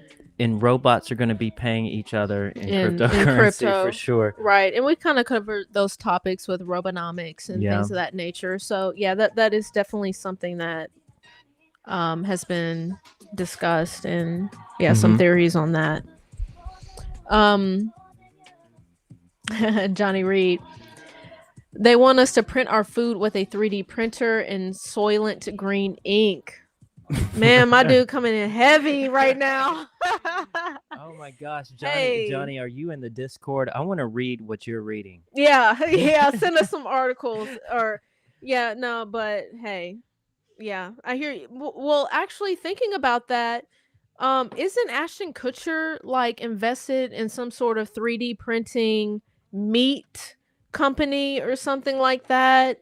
Wow. I'm pretty sure I read that at some point. So yeah, let me look that up right quick. And today is Aaliyah Day. It is her 43rd birthday today, so we're jamming all Aaliyah tracks.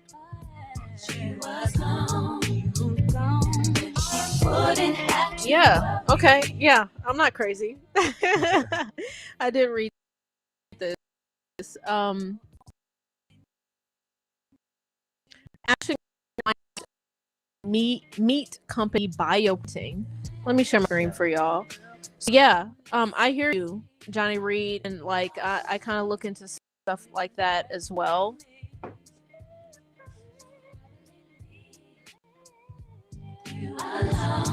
Hollywood actor Ashton Kutcher partners with cell-based meat company Mia Tech to help accelerate the commercialization of Mia Tech's meat production technologies.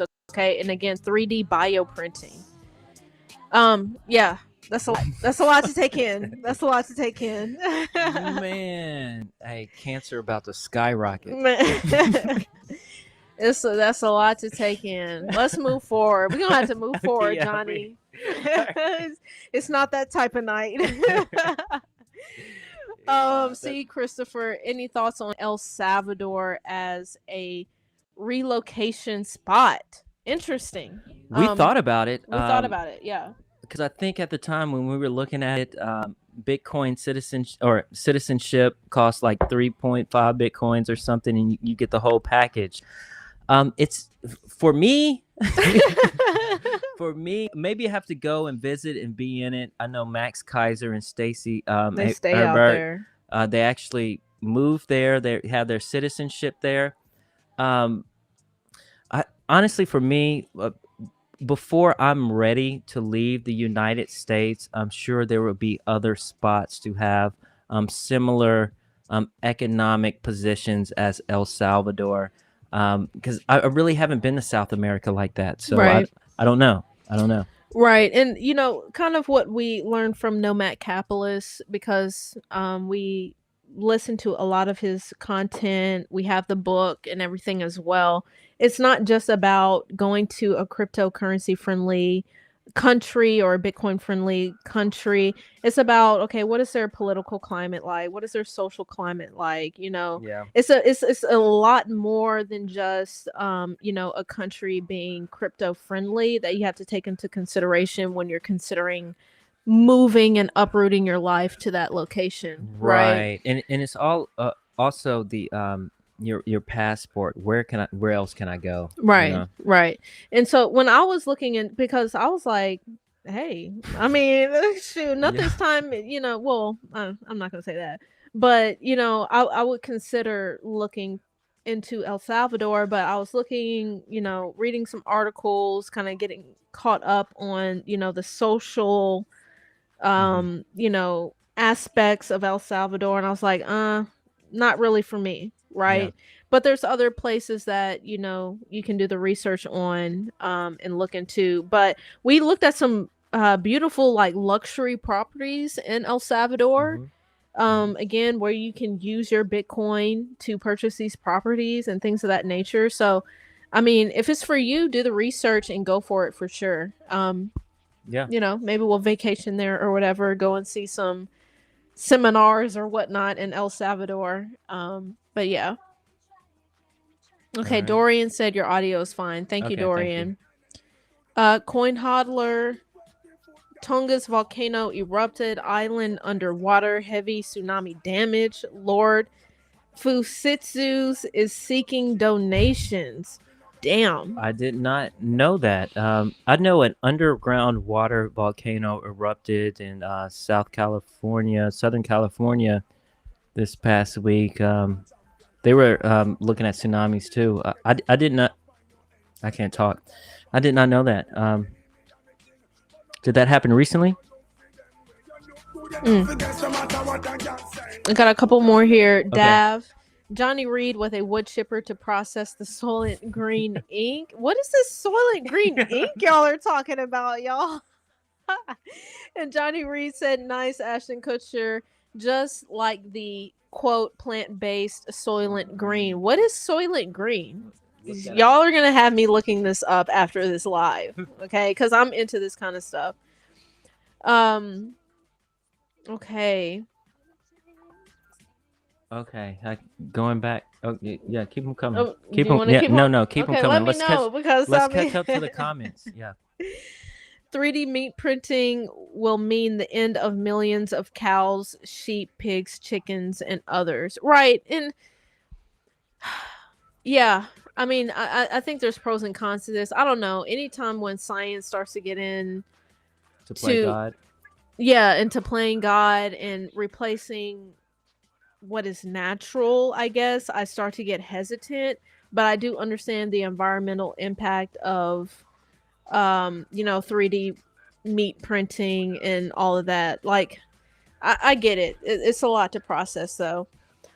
See, Christopher, Max and Stacy are on point. Yes, Yes, they are. yes, they And the are. orange. We Yes, actually got a chance to meet both of them. yes, They are they're hilarious. hilarious. They are the same people you see on their YouTube channel. The exact same people in real life that you see on their YouTube channel. They're total characters. They're real as fuck. Yeah. You know what I mean? Like, if you get, I wish this, F Elon tour kind of kept going, or they, changed it into something else or whatever. But you have to see them in person, y'all. The energy is insane. Yeah. Yes, I'm leaving. Wait, Max and Stacy are on point. Yes, I'm leaving, but not to El Salvador. Close, but not there specifically. Okay. Yes. Again, this is something Creole and I have talked about a lot on this channel, is getting the fuck out of America. Mm. Especially me. I've I've been doing my Googles, I've been doing my YouTubes. I watch a lot of Nomad Capitalists. I'm really big on the idea of getting out of the United States of America. But again, I need to have that real life experience of traveling to these different countries and whatnot, and actually going through the process. Actually, someone in our Discord was going through a process to get their citizenship via descendants from a particular Yeah, country. join the Discord. It's a Yeah. lot of interesting people in there. That was OS Crates hit me up on a DM. I don't think he shared that in the actual Discord, but my point is we are talking about this and thinking about these sort of things in our Discord. We also have other members in the Discord who are talking and think about these things as well. So if that resonates with you, jump into the Discord, make these connections, because we need to all be learning from each other and sharing resources on this stuff, because that is one thing. If Bitcoin gets out of the $40,000 range, if crypto starts going back up, I'm definitely considering getting a second citizenship somewhere, at least a second passport, things of that nature, right? Okay. 2 more comments and we're going to continue. That's fine. Let's rock with the people. See, Christopher, absolutely. El Salvador ran out the black population to Honduras, Mexico, Belize, etc. Right, and those are things you have to look into. Yep. Right. If you're black, if you're of a other race, ethnicity, whatever. If I go to this country, am I going to be accepted or have to deal with some BS? Right. All that kind of stuff. Last comment here, and we're going to move forward. The next time you want to watch a classic movie, watch Soylent Green. All right. Hey, we might watch that joint tonight. Soylent Green, y'all. That's too funny. Hey, Johnny Reed, definitely join the Discord. We want to hear more from you. You and C. Christopher for sure. And this is an actual movie. Oh, it's a sci-fi movie. Okay. So we're going to peep it out. I love sci-fi. I love this kind of stuff. So thanks for the recommendation. You can go ahead, Creole. All right. And we said, oh, we're going to wrap it up quick. The game is on. We've been on here 2 hours, bruh. So let me get my serious face on. We're going to go through the top 10 right now. I'm going to tell you news, okay? First, let me refill my drink so I can get through this. Working in the middle, working, baby, working, baby. Change positions on me. Oh, now stroke it, baby, stroke it for me, stroke it for me. I want you to rock. Working in the middle, change positions on me. Oh, now stroke it, baby. Y'all hit that thumbs up. We've been on for 2 hours and y'all playing games with these thumbs up. Hit that thumbs up. All right. Number 6, USDC coin, which in our opinion is going to be the Fed coin in the future. But they have been in the news. Of course, $1 with a $45 billion market cap. It actually flipped Cardano. Cardano got flipped by a stablecoin, but that's okay. USDC's ERC20 issuance surpasses USDT's total supply on Ethereum. Actually, this happened yesterday on Saturday, January 15th. The market cap of all stablecoins in existence is 173 billion. This represents 7.93% of the 2.18 trillion crypto economy. The market valuations of stablecoins, Tether, and USD coin represent 71.84% of the entire stablecoin economy. But this week, the current total supply of USDC surpassed Tether in terms of tokens issued on the Ethereum blockchain, as USDC has a 0.568% larger fully diluted market cap on the smart contract network. Let's move on to number 7, Cardano, ADA.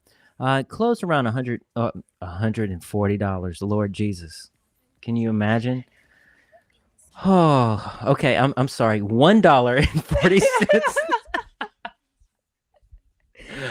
In the stream now. $100. Man, $140 Cardano, y'all. I am. We go. I'm Jeff Bezos stat. Yeah, we gone ghost at $140. Shoot, I'm twisting the game. Who?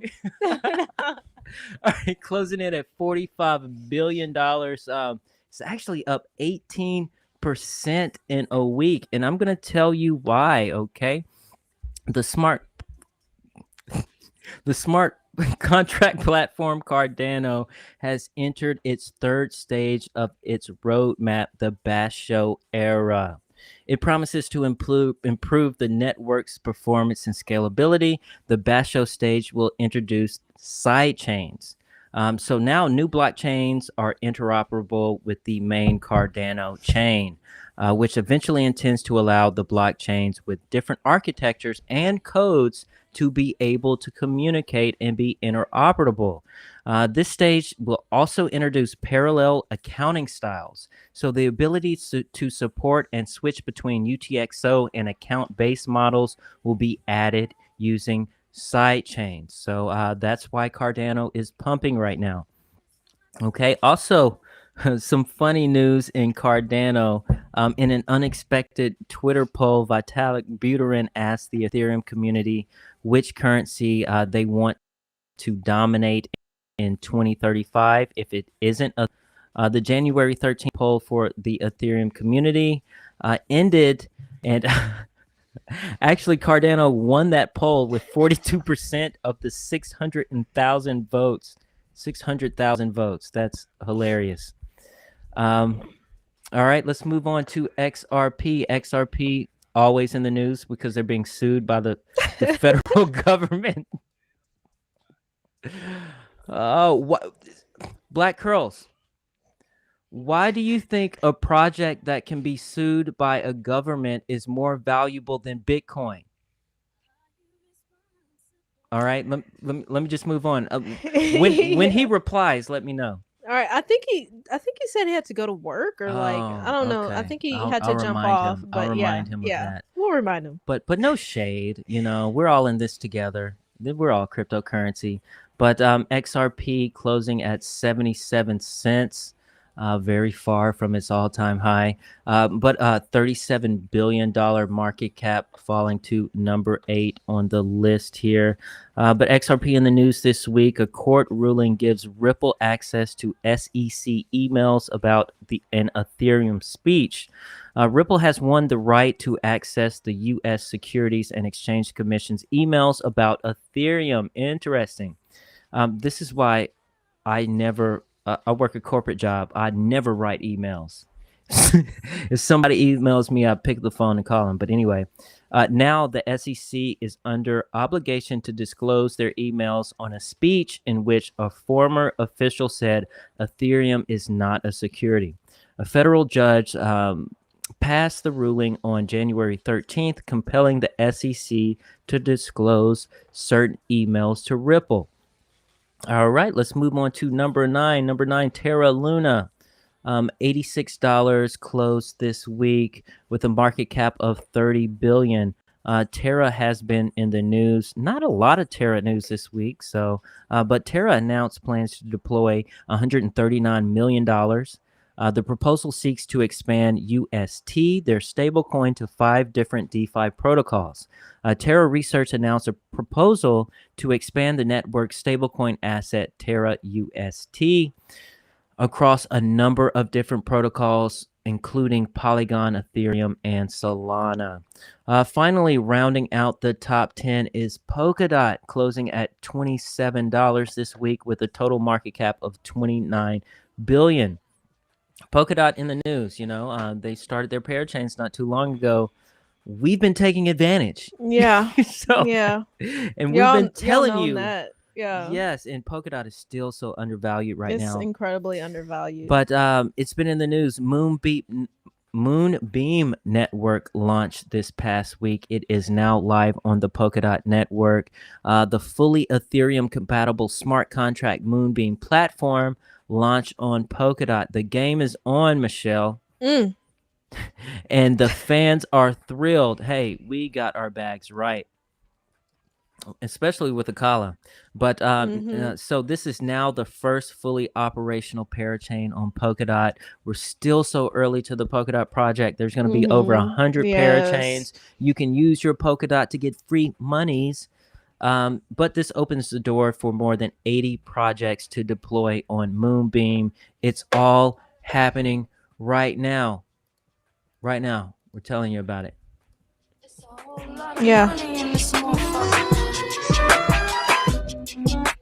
All right.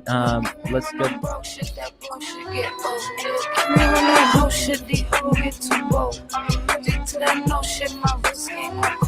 Hopefully this video will stay up because I'm kind of worried about copyright. But hey, if it made it through SoundCloud, it'll make it through YouTube.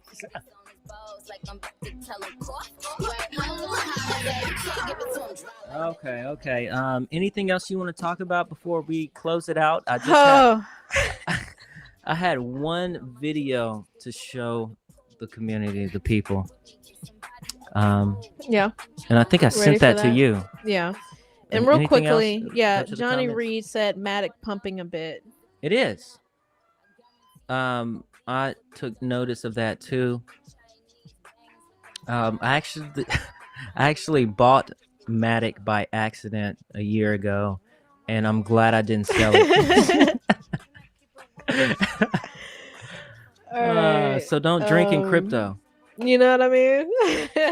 Or do drink in crypto because that turned out well for you. Drink in crypto. Okay. All right. So you ready for this video? Yeah. So usually if you're new to this stream, every Sunday I showcase the Bitcoin clown of the week. But I wanted to take this time to show you someone who's getting it right. And he's a billionaire. And I'm just going to play it for you. This guy's name is Bill Miller, and he has allocated 50% of his wealth to Bitcoin. Not XRP, but Bitcoin. Yeah, go ahead. You might have to share your screen. Yeah, and turn the mics down a little bit. Yeah, we'll play a little bit. All right.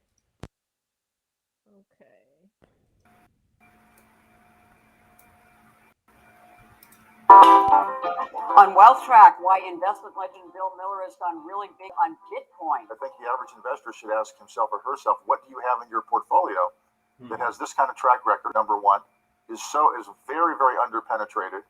Can provide a service of insurance against financial catastrophe that no one else can provide, and can go up 10 times or 50 times. The answer is nothing.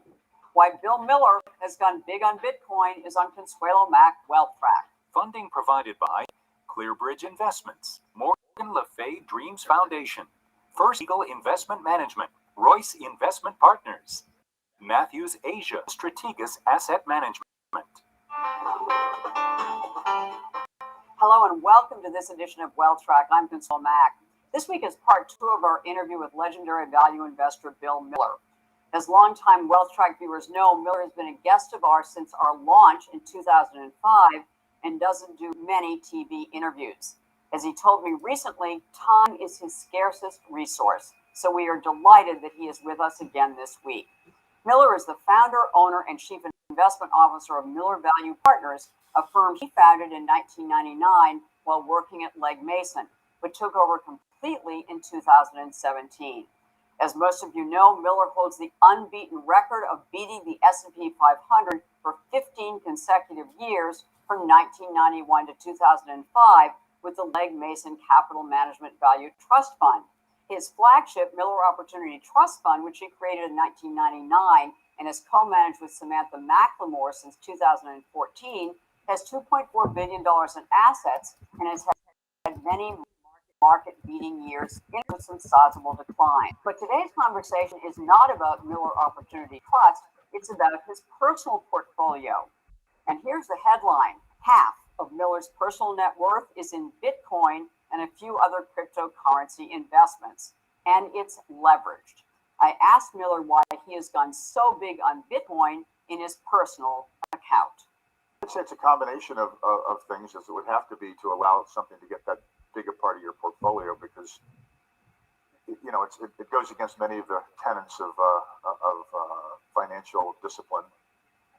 On the other hand, the people that actually are the richest people in the country all are massively concentrated. Buffett and Berkshire, Jeff Bezos, Mark Zuckerberg. So they're not widely diversified. They're highly concentrated, and I think that's because they have a high degree of confidence, or have a high degree of confidence in the value of those investments. But my thinking here was that I heard a talk on Bitcoin given by the person who's known as Patient Zero in the Bitcoin world, Wences Casares, and Wences gave a talk at the Allen & Company Sun Valley Conference, and he led off his talk 2014, I want to say. He led off saying that, asking how anybody owned Bitcoin. Nobody in the audience owned it except for him. And did anybody know what it was? And a few better hands went up. And he said, well, let me explain to you why I own Bitcoin. And he said, and it's because I understand why you wouldn't understand it, because you all live in America. And you have a rule of law, and you have orderly governments, and in most times you have relatively low inflation and a prosperous economy. And he said, but I'm from Argentina, and my family's been there 150 years, and we've been wiped out 4 separate times by the Argentinian government, seizing our assets, nationalizing the banks, inflating us out with hyperinflation. And he said, so Bitcoin can't be touched by the government. It's a peer-to-peer, decentralized, independent network. It's a ledger that records every transaction that's public. It's immutable. And he said, so the government, if you have Bitcoin, the government cannot take it away from you. And he said, so think of it as an insurance policy. And he went into it and talked about it. I thought, and he talked about putting 1% of your liquid net worth in Bitcoin. And I thought that was sensible. He laid out what it could do if it worked. He said then that it was very risky, because then it was about $200. But I bought some then, and I bought a little bit more over time, and it became $500. And then I stopped buying it. And I didn't buy it for years until just this year. It hit a $66,000 high price. And then in 4 weeks, it was in half. Now, Bitcoin has gone up on average 170% a year for the last 11 years. Now, but that's not every year, it's just an average. It's gone down 3 different times by more than 80%. So that is, a very volatile and therefore very dangerous, especially if you're levered, as you can be if you're on some of these exchanges that'll loan you 50 to 1 on your Bitcoin. But each time it's been stopped at around the low 80s level, and it's come back. And this time I started buying it again at $30,000, down from 66. And my reasoning was, there's a lot more people using it now. There's a lot more money going into it in the venture capital world. There are a lot of people who are skeptics who are now at least trying it out. And I thought maybe 50% is a good stopping point for it. But if it goes back down to 80 or 85, I'll buy it all the way down. Well, it did stop right around 50% and slowly started its way back up again. But I bought a fair amount at $30,000 range, and have been adding to various Bitcoin-related investments since then. So there's a company that that we own in our income fund called Stronghold Digital, which is a Bitcoin mining company, where the CEO owns 35%. It looks like they could make $6 to $8 in a couple of years. They're a very low cost miner of Bitcoin, and all their energy that they're using, the electricity usage, is all renewables, or it gets credits for cleaning up abandoned coal mines. So it's one of those things that as much as I like Bitcoin, I've added bought Stronghold in here and own it also via the fund, as well as MicroStrategy and some other companies. So it's an insurance policy? Is that how we should look at it? I mean, number one, you don't live in Argentina. You do live in a country, with a rule of law, and I'm not sure the dollar is really a stable currency, but it certainly holds its value. If somebody else could, create another Bitcoin, it's not governed by any rule of law. So, why such confidence in it as an investment, aside from the fact that it certainly has worked really well and more people are kind of jumping on the bandwagon? There's several different ways to approach that. Yeah.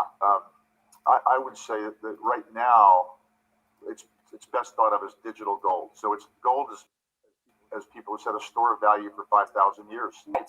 And gold is what people typically fled to when the governments tried to, inflate them out. And in the United States, Franklin D. Roosevelt confiscated everybody's gold in 1933. You had to turn it in or you went to jail. So they can't confiscate your Bitcoin because there's nothing. If you hold it securely, as long as you have an internet connection, you can send it somewhere instantaneously at very low cost. And the reason I like the insurance company analogy is because if you think about, people talk about the intrinsic value of Bitcoin. This is a Warren Buffett argument that Bitcoin has no intrinsic value. It doesn't have any earnings. It'll never pay any dividends. And so how do you even think about something like that? It is a new technology. It's something that couldn't be done before. But in any case, the answer that I have to that is, well, I mean, what's the intrinsic value of that Mickey Mantle baseball card that sold for $5.5 million? It's just cardboard, and it doesn't even have a legend. It could be counterfeited very easily. Or what's the intrinsic value of a Picasso painting, which is just canvas and paint, and maybe a frame? But people will pay millions or tens of millions of dollars for it, and so it comes down at the very basic level for supply and demand. So Bitcoin is the only economic entity where the supply is by the demand. So even with gold, if gold is $1,800 today, if gold goes to $18,000, there will be a lot more gold mined because mines that are unprofitable will become profitable. And so gold, which accretes today, the production of gold is about equal to 1.5% to 2% of the total value per year. That's the same accretion that Bitcoin has currently. This year, 2022, I think will drop below 1.5% on that. So only 21 million Bitcoin can ever be created or close to it. Doesn't matter if Bitcoin is 100,000 or 20 million. There's only going to be that many of them. So all you have to really believe is that the demand for Bitcoin will grow faster than 1.5%. Okay. So there was a lot there. A lot there. Okay.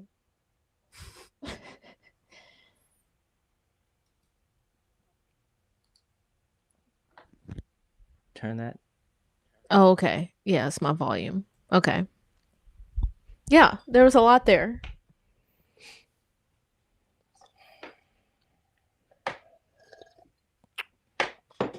So, Well, I can say a couple things that stood out to me. the 49ers won. Okay. That's the most important thing out of this.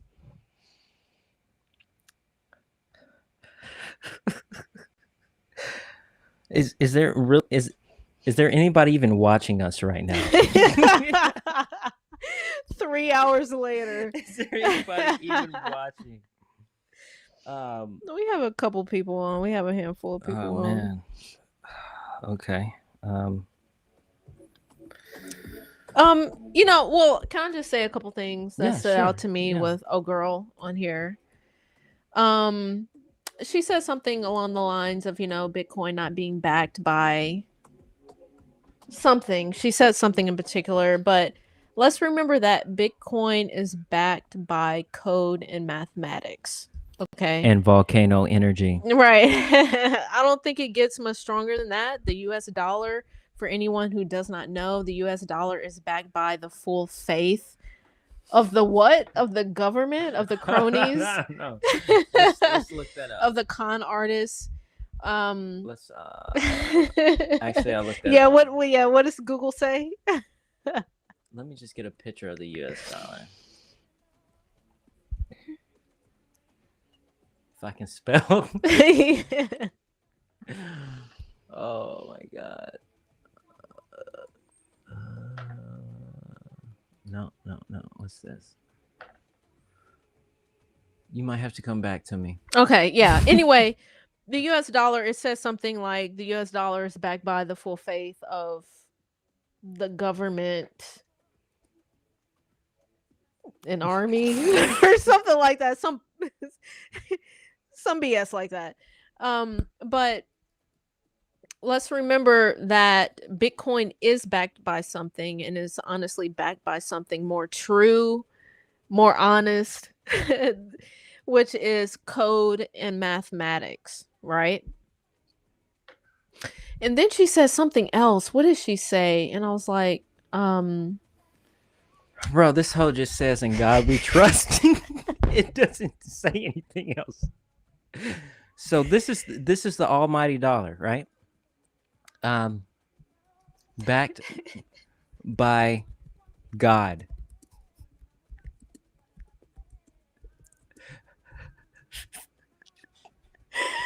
okay.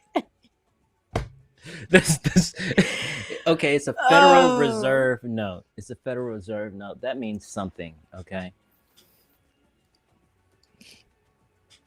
I'm trying to okay, I think I found it.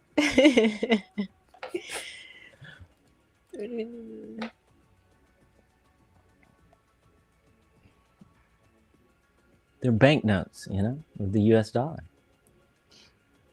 I was trying to find that exact sentence. But anyway, she was saying anyway, before we try to Google exactly what it says.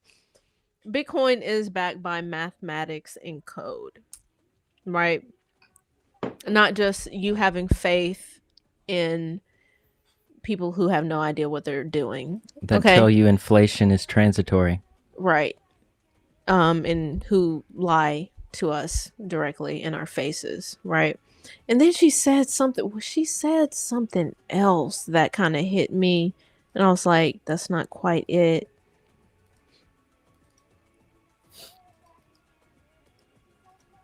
Anyway, I mean, did you have any particular takeaways? I mean, I did when I was 3 hours ago. You 3 did. hours ago. Yeah. Well, anyway, we wanted to share that little video clip with you, right? People are starting to catch on to why Bitcoin is better and is the solution. Let's hit this chat, y'all, and we're gonna wrap it up. Yeah, it's time to go. It's gotten out of hand. Go. It's gotten out of hand. Okay, let me share this chat. Okay, where did I leave off?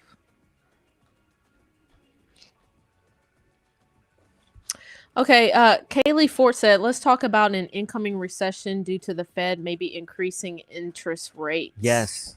Oh, who said that? Kaylee Fort. Oh, you're killing it right now tonight.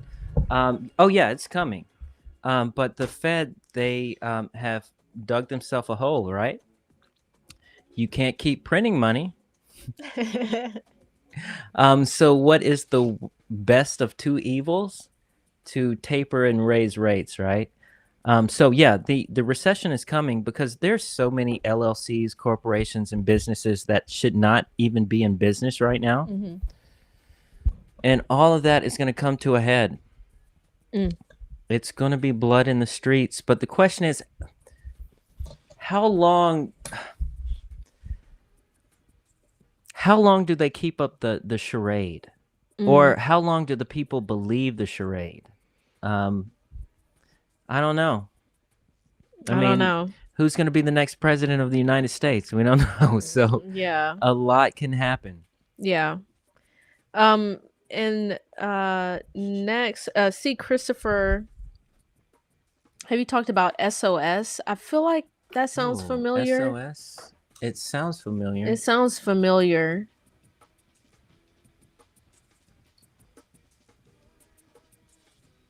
Can you give me a little volume on the music? What's she doing over there? Oh my gosh, you're killing me. While you're looking that up, Kaylee Ford also said, "Love my man Bill Miller." I talked about this on my Twitter. And like I said, what's your Twitter handle? Yeah, drop your Twitter handle. Drop your Twitter handle in the chat, Kaylee, and we'll give you a follow. Coin Hodler, Polkadot Parachains, and ETH got a lot of tokens locked for mad long. What if we don't actually have a recession?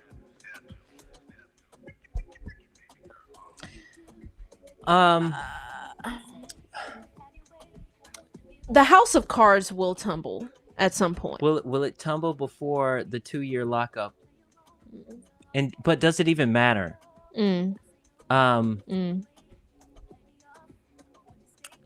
I think this next recession will really prove how crypto is not correlated with the financial markets, traditional financial markets. I'm to the point where I view my entire financial life in terms of cryptocurrency and Satoshis. What was the question?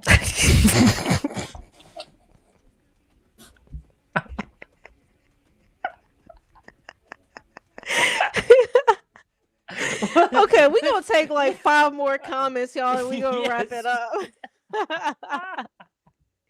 Okay, Coin Holler said Polkadot parachains and ETH got a lot of tokens locked for mad long. What if we don't actually have a recession? So the thing, at least from what my perspective is and the research I've been doing and the people who I've been listening to, the house of cards will tumble at some point. In regards to Polkadot parachains and locking up your tokens, from my perspective, that's why. Let me go ahead. I'm sorry. Can I finish? I'll let you land your plane. I'll let you land. For me, I get my anxiety goes up when I lock up tokens and coins, right?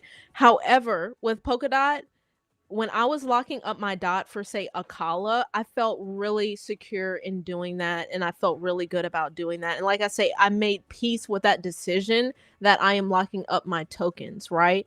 And it kind of goes back to stacks a little bit as well, because that they have a lockup period as well. Some people, they lock up their stacks tokens, their Miami coin, for 12 months at a time. That's not for me personally, because I like having more control over my bags, right? So I lock my stuff up for maybe 2-3 weeks at a time max, because I like having control and access to that liquidity if I need it. Me personally. Yeah. Not everybody. Creole isn't like that. I'm opposite. Yeah, he's a direct opposite. Right now, I got crypto locked up for 6 years. Facts. So for me, like when you say never invest more than you can lose, all the money I have in crypto, if it went to zero tomorrow, it would suck. But I'm in it for the long run. Right. You I've got live. I've got crypto locked up for 3 years, 5 years, 6 years. So if a recession comes tomorrow, I welcome it, because I can buy crypto at a cheaper price. Now, if you're over leveraged or you have too much of your net worth into crypto and you wouldn't be able to pay rent if there was a recession tomorrow, you may need to make some other decisions with that. Right. It's all about making smart, well-informed decisions and acknowledging all potential outcomes to the decisions that you make in this space. Period. Yes. And sometimes those outcomes are going to be shit, right? But you need to make peace with that and acknowledge that before you make a decision. Okay. Somebody asked about SOS. Yeah. And so, SOS, somebody replied and said SOS was that airdrop that was happening on OpenSea. Yes. That sort of situation. And actually, Black Crows was going to do a video on that, but I did not follow through with that. So, I mean, I honestly don't even know what it is, to be true. I know people made hella money off of it. I will say a couple things that, just looking at it right off the bat, not knowing anything about it, so this is not financial advice. Red flag for me, it's a ERC20 token. That's off jump. That's a red flag for me. And again, the total max supply, we're talking about 100, what's that, trillion? Million, billion, 100 trillion supply.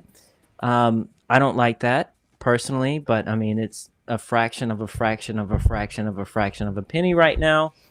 I don't know anything about it. I would have to look into it. I would have to jump into the audit report. And I'm actually trying to find the white paper on it.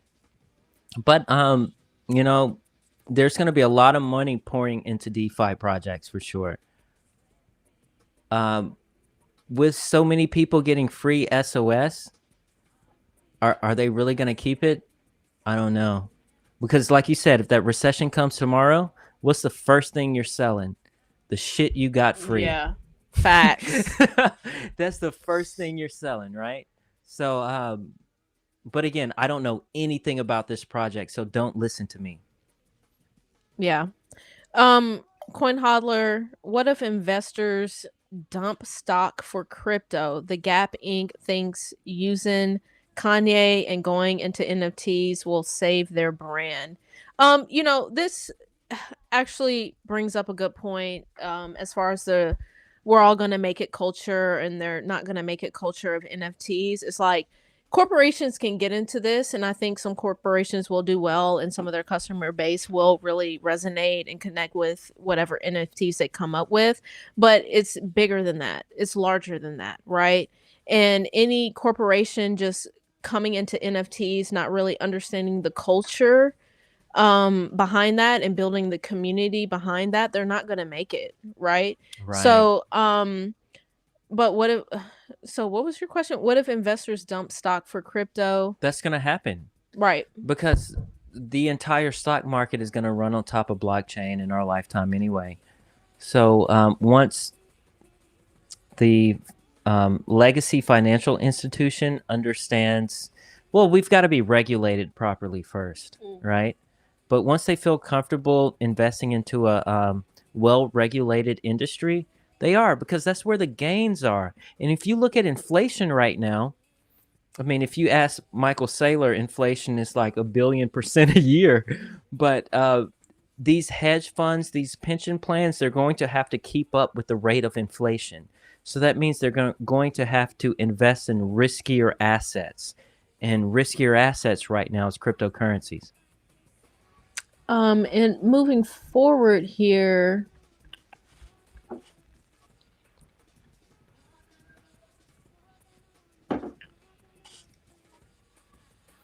Christopher, ride the alts and use those profits to buy BTC. There Yes. you go. You get it. Yes. He gets it. Yes. The dollar is backed by the U.S. military. Yes. But what does that mean? I hear that a lot. It's backed by war.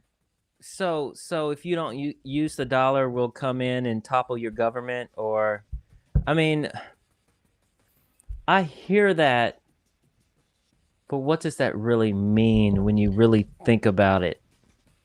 And the coin hodler says the dollar's backed by the promise to pay one's debt. Okay. And what does that mean? Because a promise. Hey, what does that mean? Hey, Michelle promises stuff all the time. What does a promise mean? Politicians promise stuff all the time, right? And it doesn't come true. What happened to them student loans getting wiped out?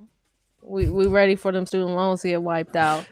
Okay, when you're bringing that up,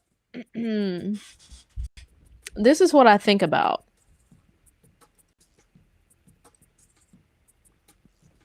The U.S. debt clock, right? So let's actually, the dollar's backed by the promise to pay one's debt. Meanwhile, the U.S. national debt, according to this website, is 29. How many commas is that? $29 trillion. You know what I mean? So I don't. And, I actually had a really good conversation about the dollar being backed by the U.S. military on Instagram. I had a really good back and forth with somebody on the topic of that. I don't know. Place your bets. Coin hodler. I remember during the 2008 recession, people were calling on Obama to enact, I believe, the 28th Amendment that said the U.S. does not have to pay their debts. If we're going to do that, then everybody needs to have their debt wiped. So it's a rug pull, coin hodler. Let's stay on that backed by the military. Okay, and let me say this. Let me share, 5 more minutes, y'all. Yeah. 5 more minutes. I'm serious. I'm not playing with y'all. I'm not playing with Creole. 5 minutes, and then we're ending the Share stream. my screen. Okay. The U.S. dollar is backed by the military. How much energy does the military use per year? The Department of Defense uses 4.6 billion gallons of fuel annually. 48 million liters of fuel per day. So when we're talking about Bitcoin energy usage, it's a drop in the bucket. What's 4.6 billion US? Let me just do some math.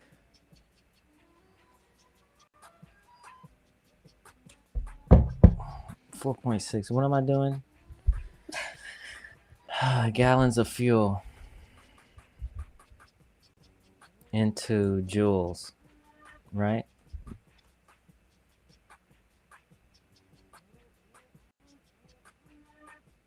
I might have to do this calculation at another time, but we can see here.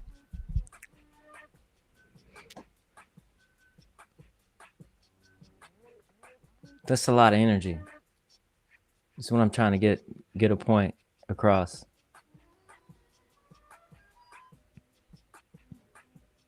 One light bulb is 10 to the energy joules equivalent. Okay, a gallon of gasoline is 1.3.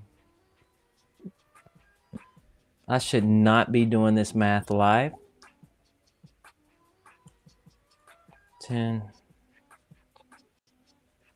You know, I need a scientific calculator to Yo, what is going on over here? Hold on. Times what was it? 4.6 billion? Oh shit. I think it was 4.6 billion. Yep, 4.6 billion. Oh, we're gonna multiply that times 6 billion.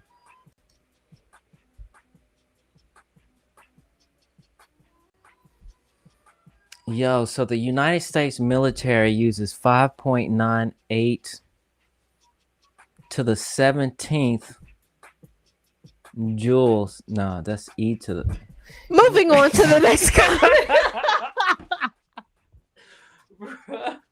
Okay. Moving on to the next comment. We're just Creole's gonna delete this revisit. episode.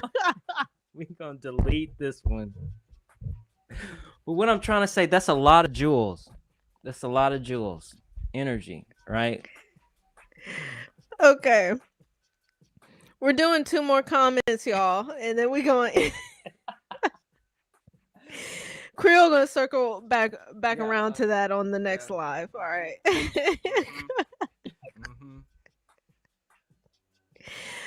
Okay, Coin Holler. I would think the market crash would come more so if Russia invades a country. They got an armed submarine in Virginia's shore for real. Talking about sending troops to Cuba and Venezuela. Both hate US. But what's America really gonna do though? If Russia invades, weren't they in Kazakhstan recently? Didn't they send troops to Kazakhstan like last week? And speaking of this topic, y'all, we're too scared to do something to Russia because they're buddies with China right now, right? And they're y'all up to something. If y'all come into this Discord, we have a world news. So if any of this is sounding new to you all, us talking about Russia and all this stuff, we have a world news in here because this world news, not just US if you're in the US, but anything around the globe can potentially affect the crypto market, right? And honestly affect your life in one way or another, right? So come in here, drop any articles that you have, right? Madman has been dropping some stuff in here about Russia. So any of these topics that you want to drop in here, please do that, because it really is truly important that we stay up to date with that. So we'll circle back around to that. A couple more things here, y'all, and we're gonna end it out. Johnny Reed, yes. Crypto to rise out of the ashes of the collapsed old system. Crypto will be the phoenix, right? Particularly Bitcoin will be the phoenix to rise out of the ashes of all the BS and the economic world economic collapse that we will potentially see. What's next? Man, y'all talking about Saudi Arabia in here in Venezuela. All right.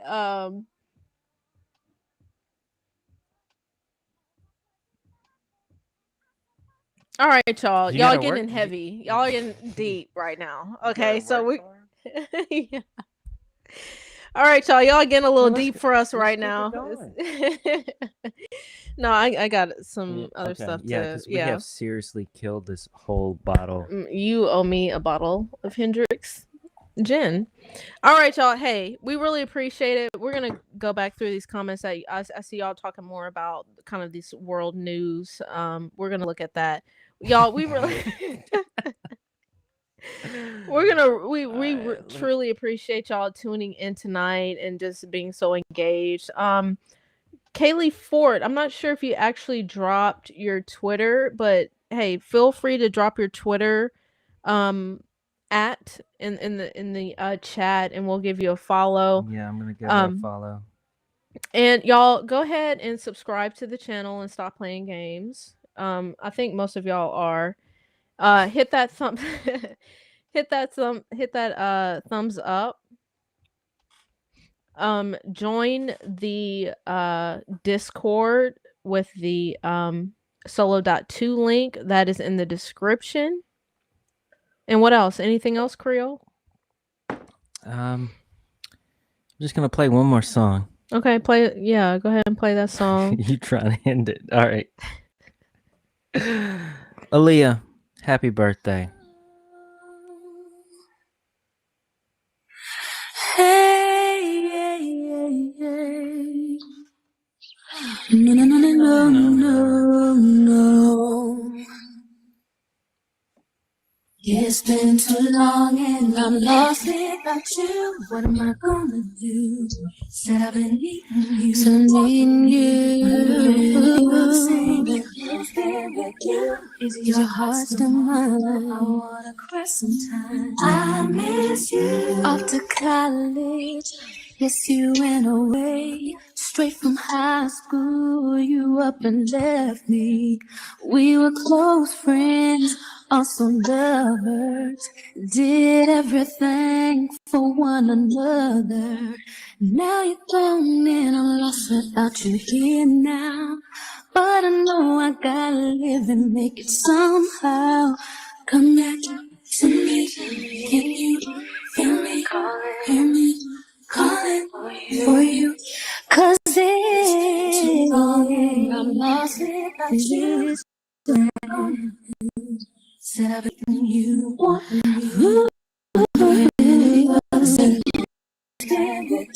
Is your heart? I wanna cry sometime. Now I'm sitting here thinking about you and the days we used to share. It's driving me crazy. I don't know what, I'm just wondering if you still care. I don't wanna let you know that it's killing me. I know you got another life, you gotta concentrate, baby. Come back to me, can you feel me? Hear me calling for you. 'Cause it's too long and I'm lost without you. What am I gonna do? Said I've been needing you. Wanting you, baby. Is your heart still mine? No. I miss you. It's been too long and I'm lost without you. What am I gonna do? I've been needing you, wanting you. you're the same, if you've been with you, to your heart's and mine. Yeah, I miss you.